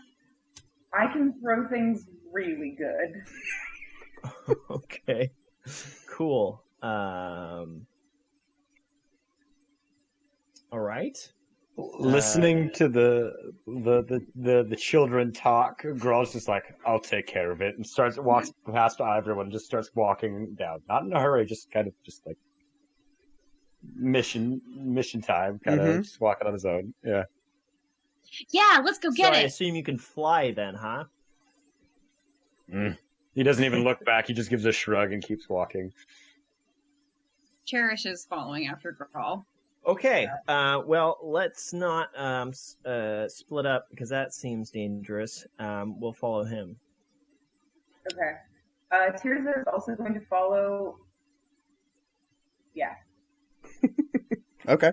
So the three young'uns quickly follow into step behind Grawl. Again, it's that weird clambering. You have to imagine that this was a crowd of people. Imagine that, like a festival. Imagine a Mardi Gras just comes to a complete stop. Having to make your way through the crowd of a crowded convention if everyone just turned into a statue suddenly. It is this weird Scrabble. Like one of those shitty flash mobs that happen in Times Square. If the flash mob couldn't be moved, period. Having to, like, scrabble your way through that is a weird tangle of, like, stepping on people's faces and moving on top of people's shoulders and, like, moving between the small spaces between limbs. It is a very awkward and bizarre mode of transit that none of you have really ever experienced. As I'm passing by these frozen people, I try to touch one of the strings. Can I touch it? Yeah, you absolutely can. Give me a wisdom saving throw. Oh, Jesus. Okay. 10? Cool. So you, like, touch the string briefly, and for the briefest of moments, color returns to the person's body as you touch the string, and there's like, and it moves just like a fraction of an inch. Whoa. Did they see that? I think the rest of you probably saw this happen. Yeah. Did you guys see I that? hate it. What did I experience? What did I feel? You felt... You got a 10 on that wisdom saving throw? Yeah. You felt in an awful moment as though you were not here. You felt as though you were outside of your body and flying through empty space with an absolute vacuumous nothing around you, just continually moving upwards towards some empty, unknowable space, and then you slammed back into your body with a gasp. Don't touch those. It's real bad. Okay. Okay. I guess we keep going then. Yeah, don't touch the strings. That's weird. That's not good. When you said crawling over the top of people, I'm assuming we're going through these things if we have to crawl through them, or are we like winding our way to make sure we're not touching things? I mean, you have to touch people to move past them, to like clamber through their like halfway moving limbs and get around, like weirdly scooch around their standing bodies. Sometimes there's room to stand on the ground, but other times the press of people is so thick that you literally have to clamber on top of people to get over a small press. Right. And so like if I'm climbing over the top of a person and I happen to like, I have to go directly over the top of them, does that does touching the string thing affect me if it just like I wade through it, or is it like a I'm touching this? I think that was probably what happened to Sid, is the first time he scrambled over a person and brushed up against the string, that happened. Okay. Other than that, you can pretty easily avoid the strings if you try to. They're very obvious. Okay. Yeah, and it's head height, so yeah, pretty easy to avoid. Okay. Awful. Great. Yeah, thanks. I hate it. You're welcome. As we're going towards this floating thing, can we hear? Are we getting closer to any yelling, or are there any people? Occasionally, you'll hear a faint scream that is cut abruptly short in the distance. Too far off. But it's too far off. It's like you're wandering through a woods, and somewhere in the distance there'll be an echoing scream that's cut abruptly short. Great. As you're moving closer towards this floating figure in the distance, you suddenly come across another figure in like a strange model of colors that is like sudden and abrupt and makes you sort of stop and witness this strange figure off to the side of the main thoroughfare. It is a hunched, sort of like bulbous, almost potato-shaped humanoid with long arms. This whole body and is wrapped in what look like rags that have been tied together by thick cord.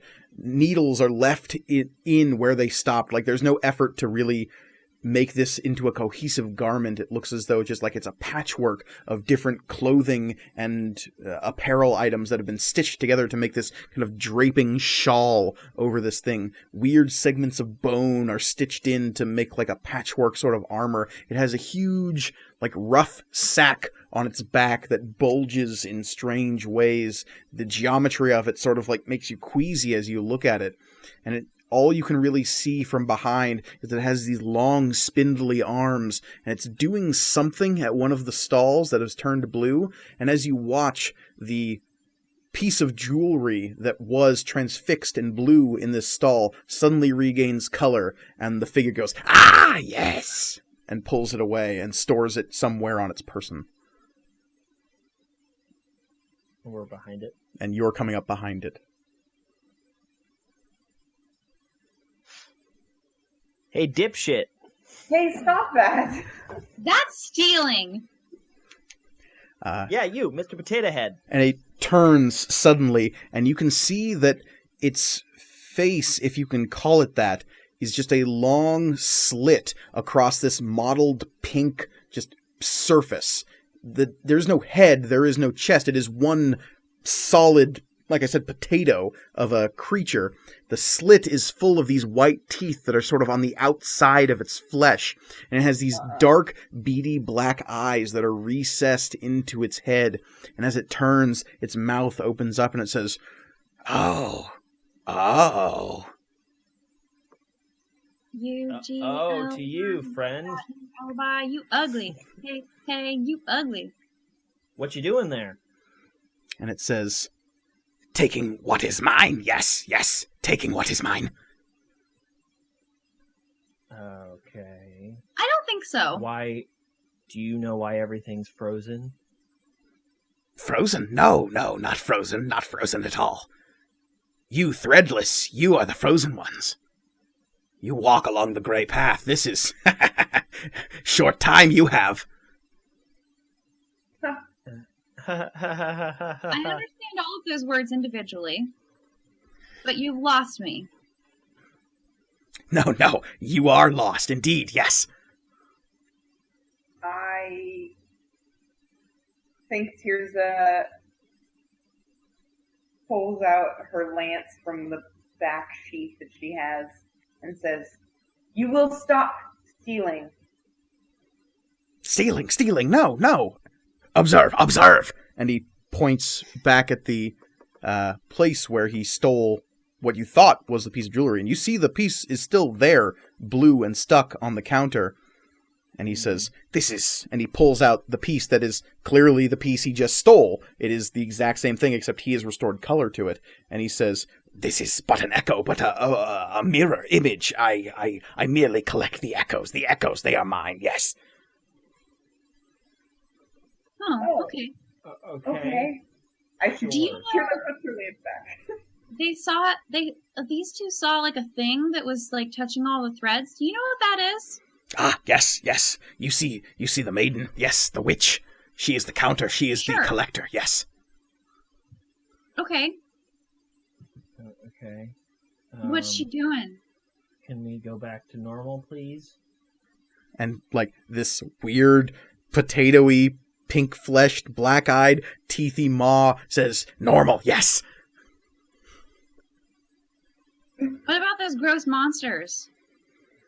Ah, yes. Starspawn. They come in the traveling places as well. Do not go near them. They are bitey. Yeah. Oh, know. we already killed one. It's okay. It cackles in this horrible little voice, and as you keep listening to it, it's starting to give you a headache. You're not sure what it is. There's this weird feedbacky whine to his voice that seems off kilter with what you're used to hearing.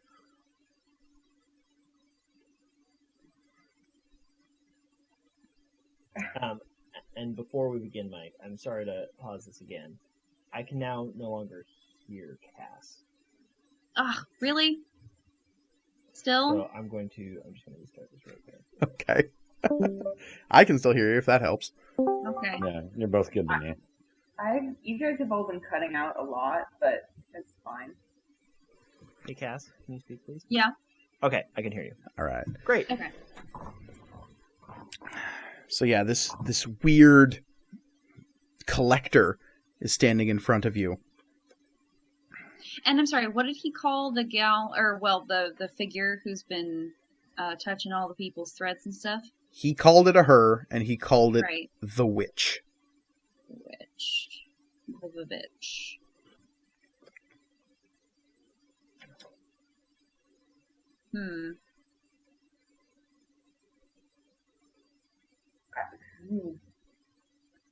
Hey guys, So, is anybody else getting like a headache? I hate talking to this guy.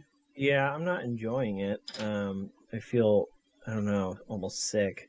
Yeah. Grawl, you feel fine. Yeah, I was gonna be like, I'm not getting anything. I don't say that. I'm just like very impartial. How do we go back to normal? Tell us how we go back to normal. And How does this stop? he lets out a little cackle at that and says, "Stop, yes, that is the way." That's not answering my question. Apologies. This meat speak that you do, it does not convey. Yeah, clearly.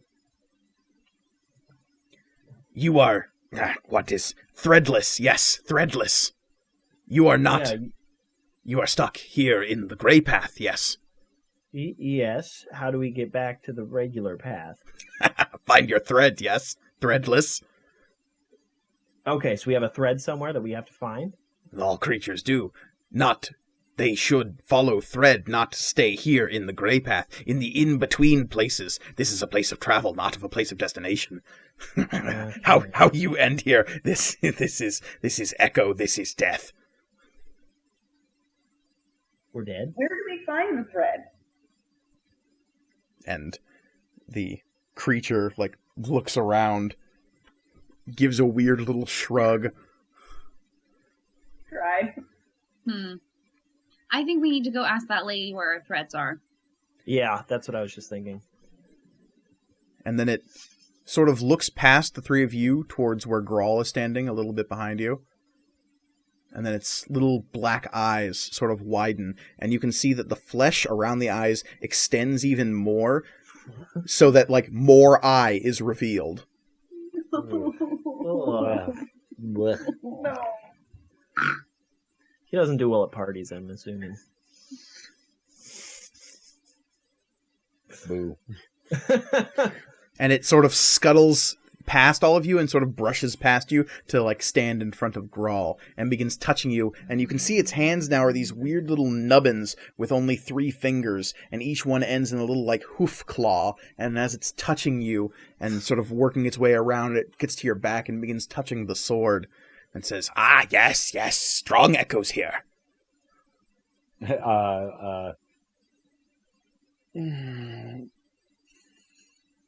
I grab it by I do one of those like backhanded. How tall is this thing, by the way? It is, like, up to your waist. Okay, I'm gonna do like put my hand back and kind of push its face away. And Don't touch that. as you touch the mottled pink flesh of its face, there's a weird spongy quality to it as you push it away.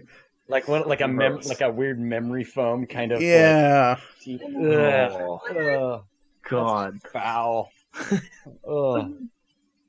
Curse your imagination. This is straight out of the monster manual, my friend. Oh no. Okay. Hi, Dax! Does that like push him away? He kind of like shuffles away and says, No, you misunderstand. I come with a message from the bearer of that. And then I turn around to face him.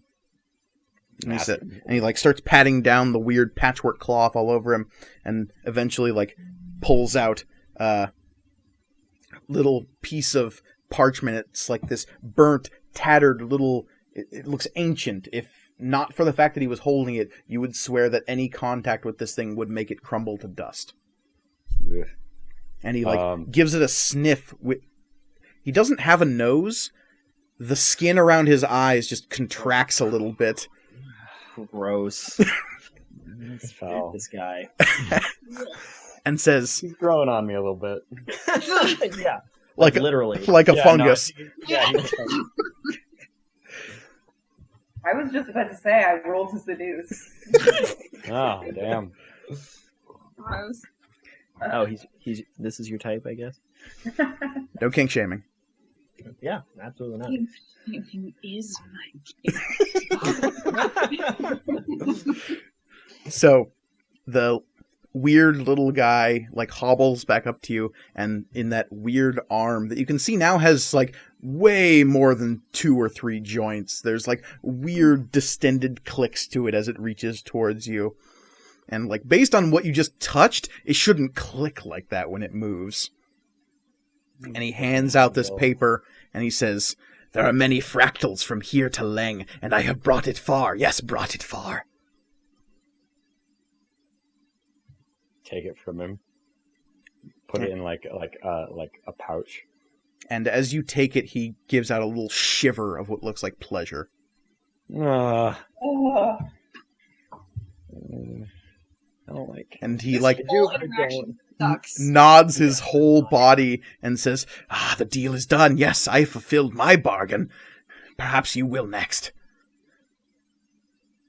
Are you leaving now? Yeah. Please say you're leaving now.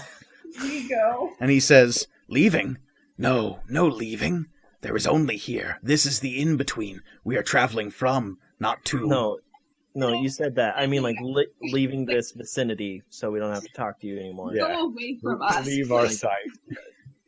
You're very unpleasant. And it just Full offense. lets out that weird, like, cackling little laugh again, and it causes, like, a weird, like, staticky, like, whine in your ears for everyone except for Grawl. And it begins, like, hunching away through the crowd. Every once in a while it'll stop at something and, like, touch it, and you can see, now that you have a better angle on it, that it is taking out the color of a thing, but the thing is staying there, and then it'll have a new version of the thing in full color, and it'll tuck it away into some pocket, and then hobble away to the next location. There's no rhyme or reason to what it seems to be gathering, but you find the practice rather disturbing. Yeah. Sure. What does your little note say there? I don't know if we've. What's your name? Oh, that's Grawl. Grawl. Your Grawl. name's Grawl. Okay. Grawl. What does your note say? I go to grab it out. Does he have a crush on you? That makes no sense to Grawl. What is a crush? Grawl grabs. I grab out the scroll and I go to look at it and read it. It's not even a scroll. It's a scrap of parchment that is it's just like a little frayed little along. It's maybe the size of like a small note card that's just frayed around the edges and blackened. And it seems so ancient as to be brittle, and it should have blown away if there was a wind. Can I read it? There isn't anything to read, so yes. All there is a black, smudged impression that looks like a moth. It looks like someone drew a smudgy charcoal image of a moth on this piece of paper. Lovely. Cool. Show it around. Show it to the entire class. It's like what's this supposed to be? Like a It looks like a moth to me. Or a butterfly or some kind of insect. butterfly. A gift. I hand it to Sid. What do you want me to do with it? I start walking away. I just toss it over my shoulder. Okay. For half a second, you think you hear a... I turn around. There's Do nothing I there. see? There's nothing there. I don't see the note. No. Well, I'm sure it's fine. Nothing to see here. Nothing to see. Nothing to see here. So moving forward, you make a fairly even pace as you do, ducking through and around these crowds. In the distance, you hear more belated screams coming to an abrupt halt, though they always seem weirdly distant and echoey. Even when you think you're getting closer to them, you never really do. Perhaps those images you saw from the top of the roof had some kind of strange distortion to them, but you're not sure. As you're moving, though, I need everyone to make Arcana rolls. Make the what? Arcana. Yeah. That'll be good. I hope you actually got a 1. Nat 20, motherfucker. Oh shit! I don't know about anything, but I know about weird apocalypse shit. It's true. I got a 21. 21? I got a 9. 9? I also got a 9. And so actually, my Arcana is -1. Nat 20's a nat 20. Yeah, that's what I thought. So, as the boys are moving slightly ahead, Cherish and Tirza, you fall behind slightly as a strange, sickening sensation washes over you. It is like nausea. This cold sort of heaving comes up from the bottom of your stomach, and you feel the sudden urge to vomit, as though every fiber of your being is telling you that something around you is absolutely fucking wrong. And it's coming from somewhere ahead of Grawl and Sid. I think Tirza goes like hands to knees, like bent over, and goes, "Stop!" to the two of you. Okay, I stopped. Yeah, guys, there's something really wrong. Turn around. There's something bad about this place, about what's ahead of you. Yeah, I don't Like worse than what's already happening? like worse than that gross thing we just talked to. Oh God, I'm so sorry. Yeah, no, it's like fine, but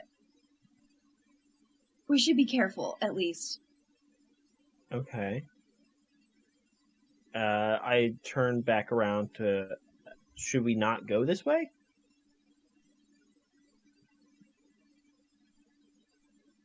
I think I'm gonna throw up if we Yeah, do. so like probably not. Okay, we'll go a different way.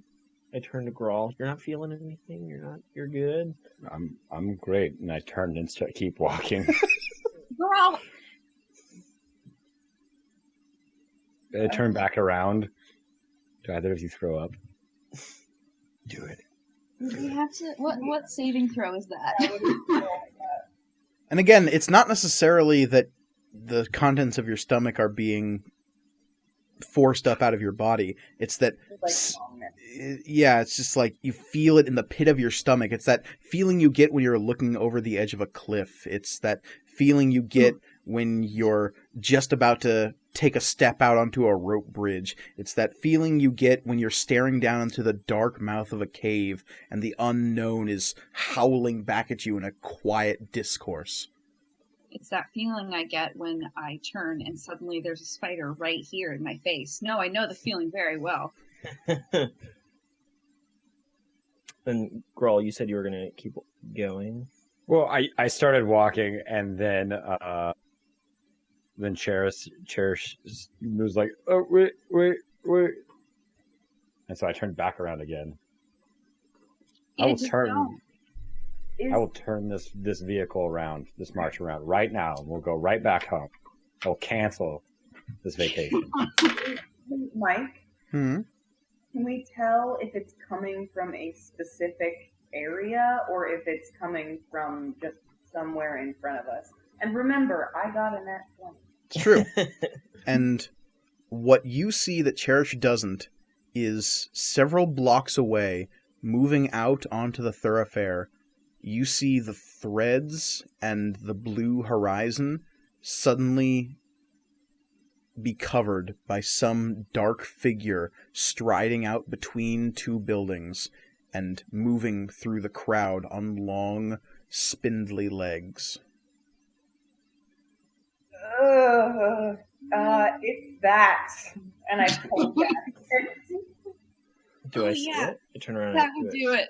Do I see it? And as you turn and look, you see a strange, two-legged, two-armed, long, spindly-looking creature. Its form has weird ripples of black smoke essence, you're not sure what, rippling off of strange tufts of black fur, perhaps.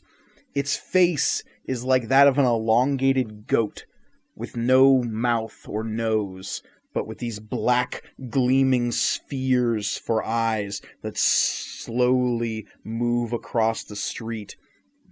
Its horns in a strange spiral that curve up and down over its ears. And the ears twitch at the sounds of all of you, like down the street. The ears twitch to one side, and the head turns slowly towards you. And it's this large, 20-foot tall giant made of darkness that is striding through this crowd. That's gross. I'm going to hide. Just gonna Good plan, actually. just kind of shift onto the wall, I guess, or something. My shield is on my back as well, and it's out now. Okay. As is a javelin, actually. Okay.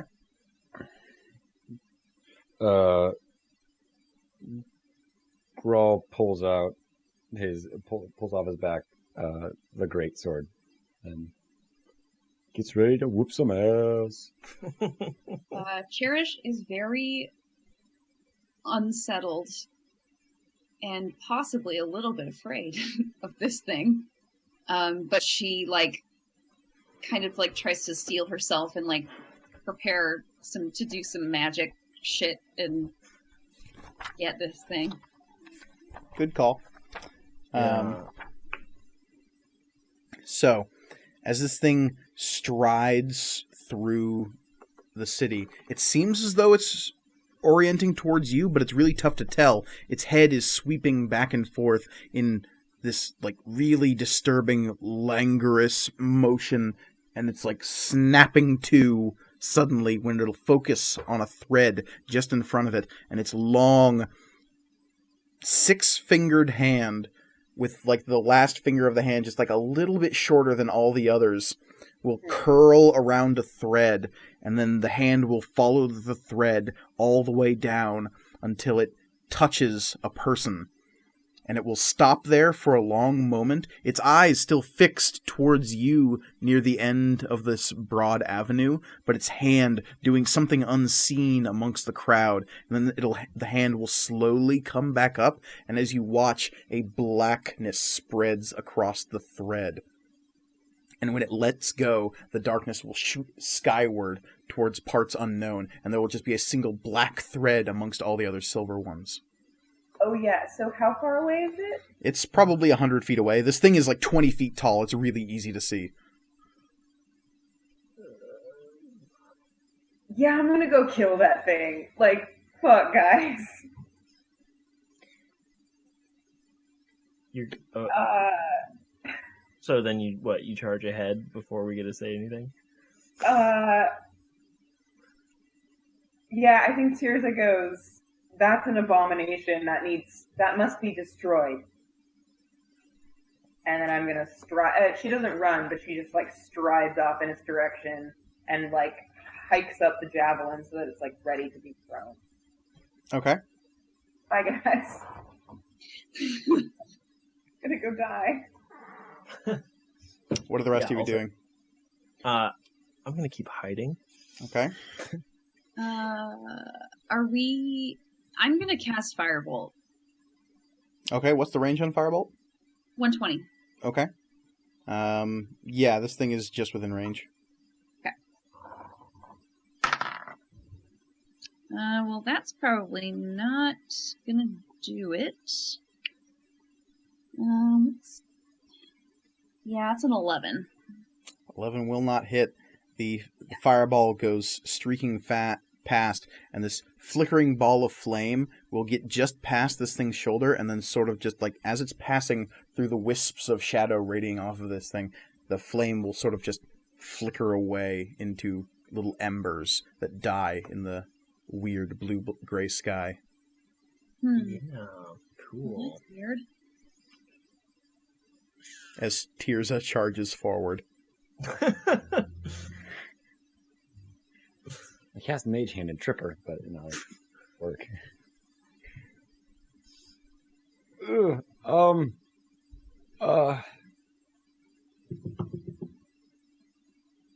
are you all doing? And it didn't seem even like really phased by that firebolt. It didn't seem to attract its attention any faster per se. It's still proceeding down this thoroughfare in this languorous sort of slow flowing strides that every once in a while it will stop at another one of these figures and do that same strange hand gesture to one of the threads, turning it black. I'm gonna creep closer. Tirza, are you moving at full speed just straight at this thing? Yeah, like a pretty... Well, as fast... I mean, I'm still working my way around people, and now I have a shield and a javelin in my hands, so full speed as I can make it. Okay. Additionally, I just realized that my javelin also has 120 feet. Or no, wait, that's wrong. Sorry, give me 1 second.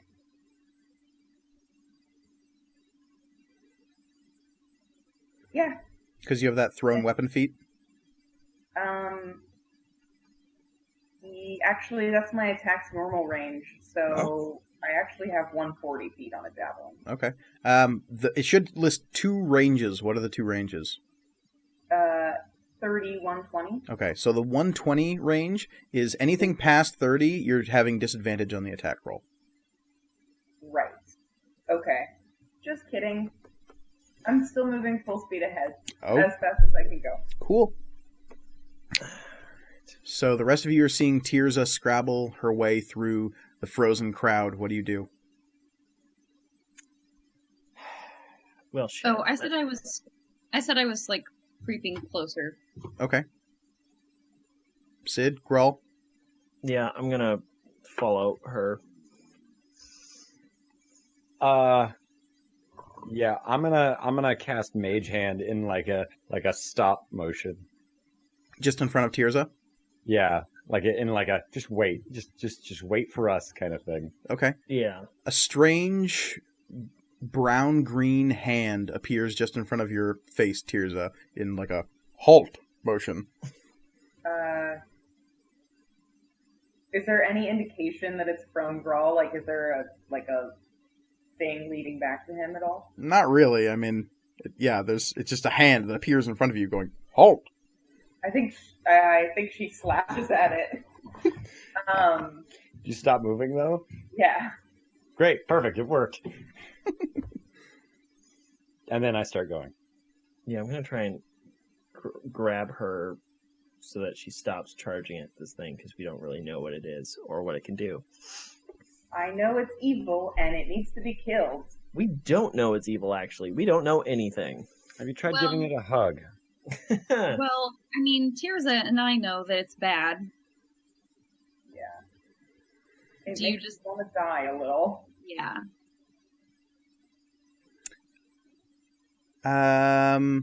Anyone who's looking at this thing can give me a religion roll? Yeah. Jeez. Okay. Not 20. I have a negative 1 religion. 16, Yeah, me too. actually. But I rolled a 20. 8. I got a 13. Okay. Cherish and Tirza, you're based on, as you get closer to this thing, you can see the strange webs of flesh that are sort of near the side of its neck and in the span of its arms and the crooks of its legs, leading you to believe this is maybe some form of undead. And as you get close, you can see that the black orbs on the side of its head are maybe eyes, but they're, at the very least, sensory organs of some kind. But you know that they're not the only things on its face. There are 2 smaller black beads to either side of each eye, so it looks like it maybe has 6 in total. Grawl. That small, moth-like piece of paper comes fluttering just past your shoulder, and a brown-green moth appears just in front of you and flaps slowly towards your face. What do you do? I hold still. It goes into your face, and there's a moment where you have the intense smell of dust and parchment and old ancient secrets locked away. And you know, because some voice is speaking to you as though it is reciting a passage from an encyclopedia, that this thing is called a Nightwalker. It is a being of anti-life. It comes from the plane of negative energy. And yes, it is an abomination, but its touch means death. Very cool. Good. So yeah, give it a hug. Okay. How close is everyone to me? Just curious. Within 30 feet, because they stopped because of your mage hand. Ooh, yeah. Okay. So I'm gonna let everyone know that that thing is called a Nightwalker because I know a lot of stuff. Yeah, luckily. Yeah, and that we shouldn't touch it. Oh. Ew. Mm. There's a person for metal. scale there. Yeah. Yeah, that's not All right. good. I want to. Can I grab Tirza like by the collar or something and try and drag her back? Sure. How close are we to it, by the way? It is now within 60 feet. Again, its pace hasn't really changed. It's still moving step, and then it'll stop at a chord and turn it black. Its face is always towards the four of you, but Yeah. it doesn't really seem... You're not sure if it's even paying attention to you. Yeah, this thing is like ooky spooky. If we could avoid like interacting with it, that would be Yeah. awesome. Yeah, let's not get anywhere near that. I try and People, though, potentially. yeah, like us. If we keep standing here, let's go. Is there a side alley? Totally. Yeah. Totally. Fantastic. I turn. I'm going down that side alley. I have no business with this. Okay. I'm gonna help Sid corral Tirza into that same alley. All right. Yeah, I'm gonna try and convince Tirza and just be like, look, very much about that. Other than if we touch it, we die. Well, If then we just we- won't touch it. We can kill it from a range. I can't. That's on you. I Look, have to do look, what I look. can to protect people. You can't protect anyone if you're dead. We might be able to find something that we could do about it later when it's not coming right at us, but we don't know what's happening right now. Maybe this is just where it lives. Maybe we're on its turf.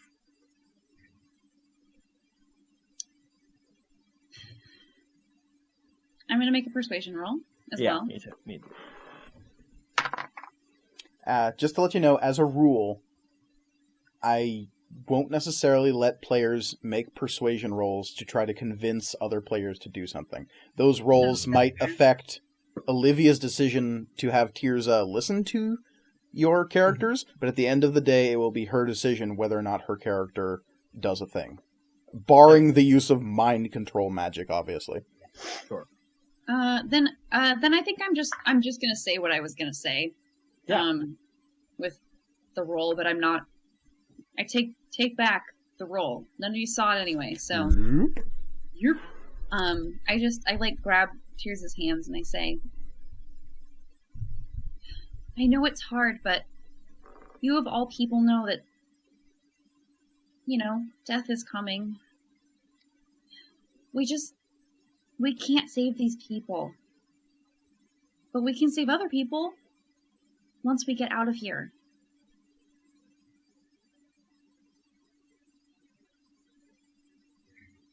Yeah, I'm gonna go with you guys, but I'm unhappy about it. This is out of character, by the way. Tirza will remember this.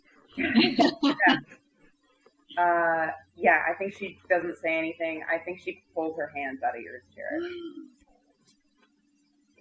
Cherish, remember this. Episode 1, friendship ended. Oh, that was then- quick.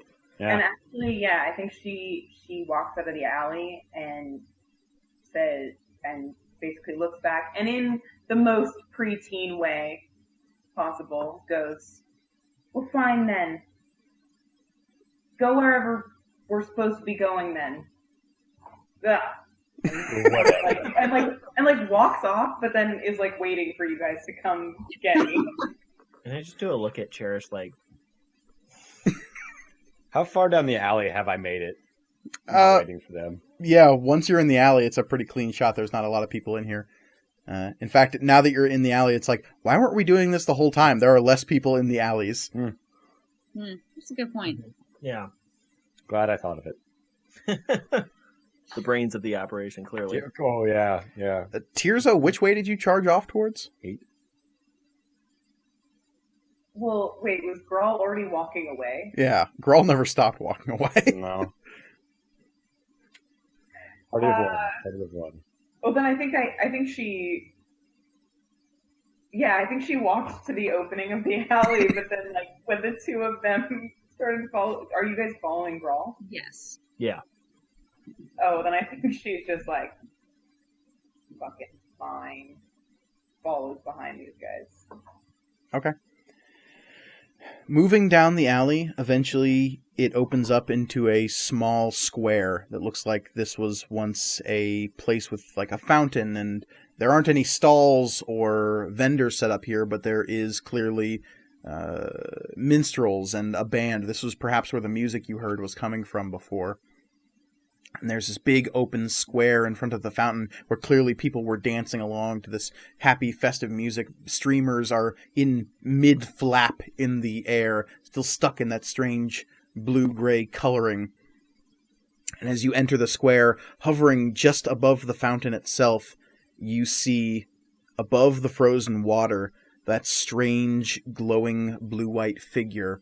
This close, abruptly, you can see that its form is wrapped in strange, what look like bandages from head to toe. And the glow you're seeing is coming from where the bandages are slightly parted along their hips and arms, just below the face. There is just this bright blue-white energy seeping out between the bandages. And within it, you can almost see these strange fractal patterns continuing to move in an infinite little lattice work within their form. And it's only the bandages that are stopping you from seeing whatever it is that is infinitely moving through time and space, inspecting these threads. And again, this figure, now that you're close, it looks vaguely feminine, but it's really impossible to say. Mm-hmm. And these strange wisps of bandages are moving all around its personage, and you can see that as it approaches one of the threads, some of those bandages sort of like begin to enfold themselves around the thread, and she will, with that gentle, caressing motion, work her hands across the thread, looking up and down as though inspecting it. Excuse me. And then there's and suddenly she's right in front of you. Ah! Bandages flying out in every direction, staring at the group, her face moving in what almost looks like a panic, moving from one to each of you. I'm not grabbing it. I'm just scratching the back of my neck. Hi. Yeah, definitely have my hand in the way. And her focus laser onto you. There's no features in the face, it's all wrapped up in bandages, but you can feel this thing's attention squarely on you. So, we don't have, threads.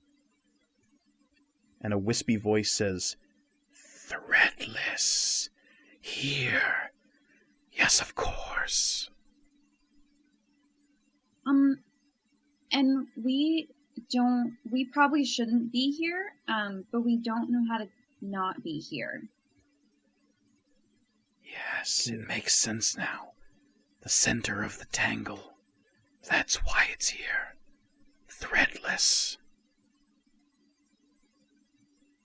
Can you help us? Yes. And you, in turn, can help me. You can help me understand. We'll do our best. Wait, understand what? The tangle. You who are outside the weave. Okay. It is my duty to watch the skein, to see how it unravels, to measure the tangle, so that it may be undone. But you are on the outside. You can see much that I cannot. Okay. Tell us what to do. You will be tested 4 times. In a year and a day, the first test will come. If Primus deems it right, you Threadless will see this undone. Okay. What kind of tests? A year and a day. Prepare yourselves. I sort of turn to everyone else. I'm like, Did Primus mean anything to anyone? Give me either Arcana or Religion. it's exactly the same for me. Nope. I got it. 13. 21. 21. Olivia, what did you get? 10. 10. Listman? I got a 6. 6, okay. Yeah, that name doesn't mean anything to any of you. Oh, shit. Wow. Damn. Wow. That would have been a very impressive get. Yeah. Shit. Love that band. Yeah, Les Claypool. Great. Yeah. Something about a fisherman? I don't know. Yeah. Tell me the Tomcat. So, as you ponder over that, and she says, prepare yourselves, a year and a day, color and sound suddenly return to the world. There was an influx of just sudden bright sound and color, and like everything went from sudden, very, very quiet and still and creepy to, oh my god, suddenly I'm in the middle of a giant parade. There's music and dancing and singing and people hawking their wares, and it's just this assault of sound and noise and motion on top of you all at the same time. Yeah, I kind of like wince, like in pain. Yeah, there's definitely like a physical reaction, like, ah. I make for my sword because it's like Right. just startling. Does anybody, do other people notice that we've suddenly appeared out of nowhere? There are a couple of startled looks and like people getting like suddenly going, ah, jumping out of the way as the four of you appear in the center of this square. But for the most part, it's written off as just like, well, it's festival. People just like rush out of the crowd, and after a moment, there's just more motion and noise and dancing and laughter as the festival continues on. Does some dumb little kid like tug on their dad's shirt and point at us and it's like, look, the new people are here. Langler's deep cut. Anyway. Nice. Oh, a nose hold. Yeah, so that was weird. What the fuck just happened? That was whack as hell, as the kids say. Yeah, that would be us. I'm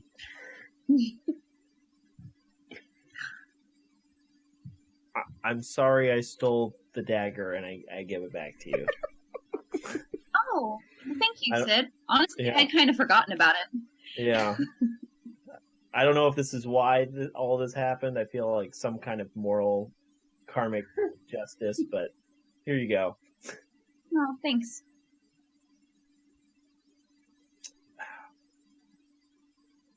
So. Well. Oh, we sort of disappeared. I Yeah. hope my mom's not super worried. She probably is super worried. Yeah. Well, See you guys next year. Yeah. We all jump up and go, yeah. do a high five. What are you guys doing? I don't have any plans for the rest of the festival. How long are you guys going to be in town? We'll probably be here the whole time. Should we maybe do some research, figure out what happened? That's a good idea. Yeah. And I Grawl will say, yes. Where's the closest library? That's a good question. Where would the closest library be? Give me a history check, Sid. I'll give you advantage on this because you've been in the city your whole life. Yeah.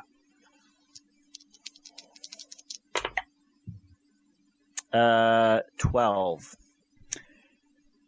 You have no idea. You've never been to a library. That is true. I don't think they'd let me in. You know that certain noble houses have large stocks of books. Sometimes they have personal libraries, but Yeah. if there's a big public library, you don't know about it. It sounds like a hoity-toity thing. So my guess is going to be Old Haven, but I don't spend a lot of time in Old Haven. Grawl will ask Sid if he can direct him towards Old Haven. Yes. And you just point east to the walled section of the city. Because how Stormhaven is set up is there is a walled central old town that was the original city, and then urban sprawl as it is sort of crept out so that the rest of Stormhaven is this big urban sprawl around this central walled off section of the city where all the original guild halls are located. The river that runs through Stormhaven skirts the southwestern edge of the wall and sort of wraps its way through the center of what is now the entirety of the city. From the northeast or the northwest to the southeast. Okay. And what kind of guilds are in the guild halls? All manner. If there is a profession, there is a guild for it. So probably more arcane guilds as well, There are those who study magic in Stormhaven, though you know that the vast majority of this would be general knowledge for everyone. The most concentrated location of arcane lore is the college run by the Old Mage, just on the southern shore of Lake Quelio. The Old Mage who keeps the valley safe, who protects everyone from the outer storm. It's her doing that everyone is alive today, surviving the events of 500 years ago when magic went mad. That might be Very misguided. And you know that if there are wizards or arcane scholars in the valley, they will eventually study with her, if they're of a reputable nature. There might be other stranger methods of research, but you wouldn't know them. Yeah. Well, then that might be our best bet. I don't know. Yeah. I don't know what your guys' schedule looks like. Well, so the wizards and stuff who study with her, they don't just stay there forever, do they? Do they? No, it's an apprenticeship program. Yeah. It's usually a 5-year knowledge course in which you go to study and learn underneath the Old Mage and learn the ways of magic. We should probably find a wizard then. There's gotta be a wizard here somewhere. Probably. And looking around, you can see that there is a youngish looking elf woman staring at the four of you. She sits on the edge of the fountain and has this intense stare about her as she stares at the four of you. And she says, and her voice cutting through the crowd in a way that is a little disturbing, actually. No one else seems to think she's shouting or anything, but her voice cuts to the four of your ears in a way that is just like she's right next to your head. Okay. And she says, "So you're looking for a wizard, then?" Yeah? Yeah. I'm looking for a library. We have many needs. Mm-hmm. Preferably a wizard inside of a library. That would get I'm done also much feeling a quicker. bit peckish. Oh, yeah. Who is also a absolutely. purveyor of tasty goods. Well, I can certainly help with most of those concerns. Please, come. And she's gesturing from 50 feet away, and it sounds like her voice is right next to your head. Okay, I make my way over to her. What does she look like? She is an elf woman of indeterminate age. It's really tough to tell with their kind. Once they reach a certain age, they could be anywhere from 50 to 700. Mhm. She is wearing alabaster robes, so white that it almost hurts to look at. It's reflecting light in such a way. It's got silver and gold filigree along the breast and down past the hips, and leaning on the fountain just to her right is this brilliant staff that looks like it's made of adamantine, mithril, and crystal, all wrapped around in this triple helix. I put out my hand and say, "Hi, my name's Sid." And she said, "Sid, it's lovely to meet you. My name is Zenerva." Let me write that down. And you immediately stop, like, mid-handshake, because you know that is the name of the old mage.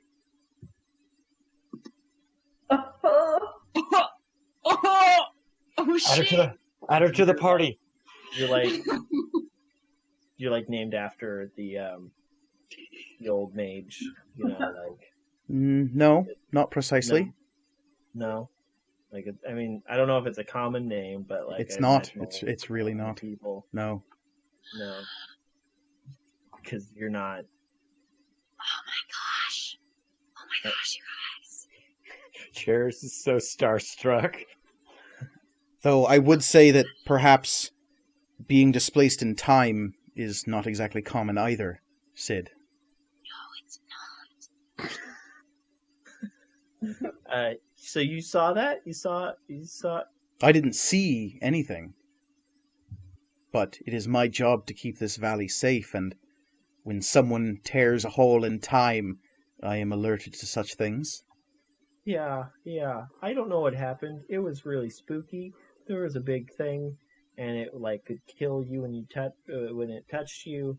And there was a witch of some sort, and I just kind of like spew like everything, just like. And she listens intently, and in the same way that you felt the witch's intense gaze upon you, Cherish, you feel as though this woman's attention never leaves you, even though she is looking directly at Sid. And the rest of you feel the same way. It feels like this woman is staring at you, even when she's not.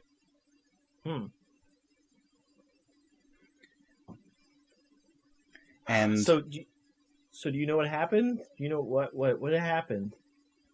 And you're stuck still there, your hand like outstretched as though waiting for a handshake, sort of just like gesturing with it. And she never reached out to like shake your hand. Oh, cool! You don't do handshakes. That's fine. I don't judge. And she says, "Clearly there was some kind of chronomantic anomaly. The four of you were taken someplace which you shouldn't have been. Yeah. And you encountered a creature that shouldn't have been either."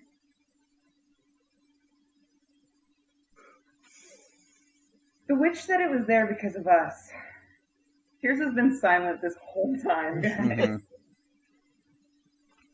And the old mage holds a very peculiar position within the faith of the Jarashir.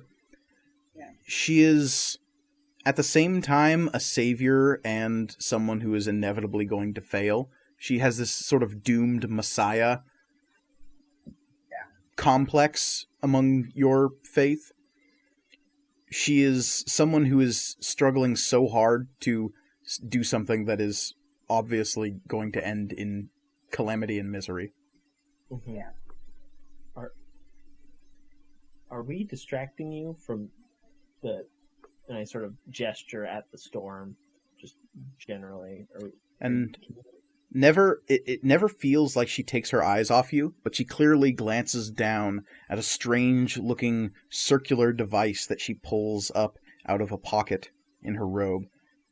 Glances at its odd face, and quickly you realize that it is a clock. A clock much smaller than anything you've ever seen before. She glances at it and says, "No, I still have a few hours." That's not ominous. But it's the four of you that concern me now. What the witch said there at the end. Tests. Yeah. and to That's not prepare good. yourselves. And something about Primus. Do you know what that means? Perhaps. That was fairly obtuse. Mhm. I'm sorry. I'm still very starstruck, but that was really obtuse. And she's looked directly at you and sort of glances from the tip of your tail to the tip of your horns and says, "Yes. So the four of you need to prepare somehow. How do you plan to do that?" Training montage.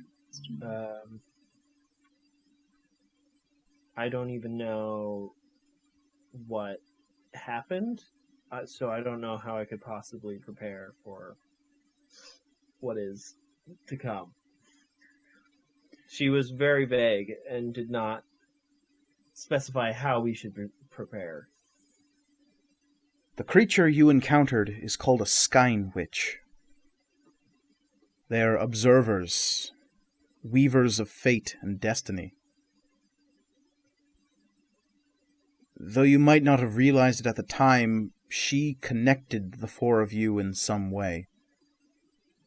I can't say precisely how, and I can't say precisely what will come of it, but if she plans on testing you,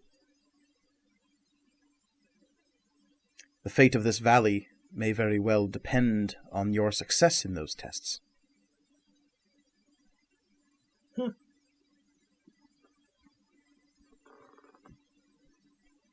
For because while you were in this between place, this gray path, I cannot protect you.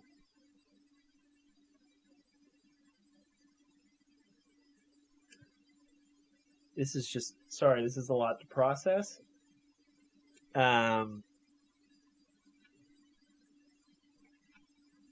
What?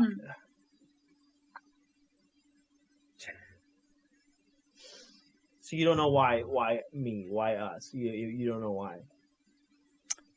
Like I'm sure not that will anyone become special. clear as these tests proceed, but in the meantime, I think the four of you require tutelage, require training, require guidance. Would you disagree?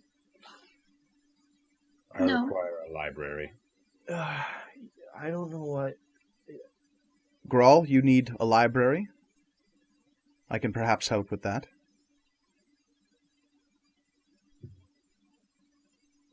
Tirza, is there something you require? Can you teach me how to kill that thing? Perhaps.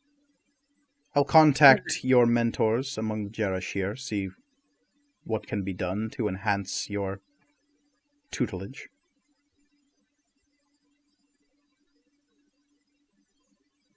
Cherish, what can be done for you? I think subconsciously my hand has slipped into my skirt pocket, which has the letter in it, and I'm sort of like clutching at it, and I say to her, I have some innate magical abilities that I'm still learning about. I just need to get better at it. I think that can be helped as well. Sid? Well, here's the thing. I'm already pretty good at sword fighting, so I'm not seeing what could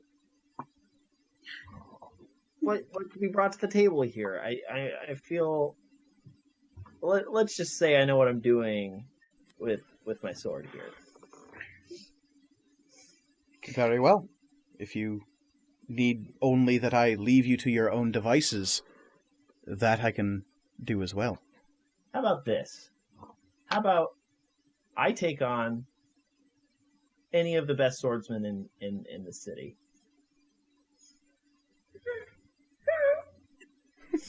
Grawl slowly reaching for his sword. And she gives like a low, chuckling laugh and says, "You are so much like your mother." cute. You knew my mom? Of course.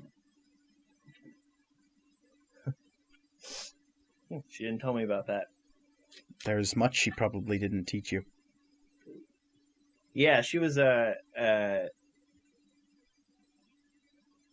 pretty quiet about a lot of things before me. Well, if what you require is simply to be left alone, I can accommodate that. Just No, not necessarily. Just, I want to make sure I'm as good as I think I am. very well then. You will be tested as well.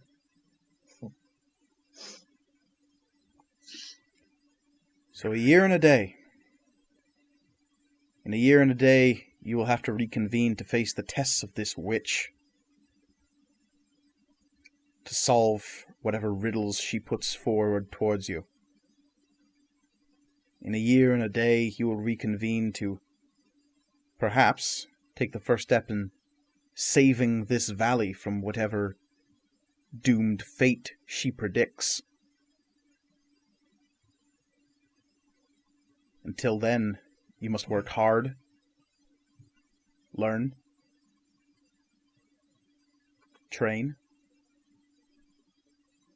And she looks over at Sid and gives a little snide laugh. Overcome personal weaknesses.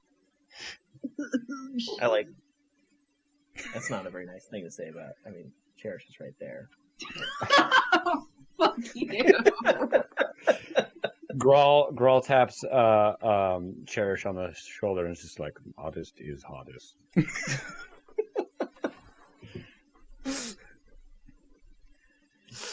And she says, Cherish and Grawl, you have my solemn invitation to enter my keep on the shores of Lake Quelio.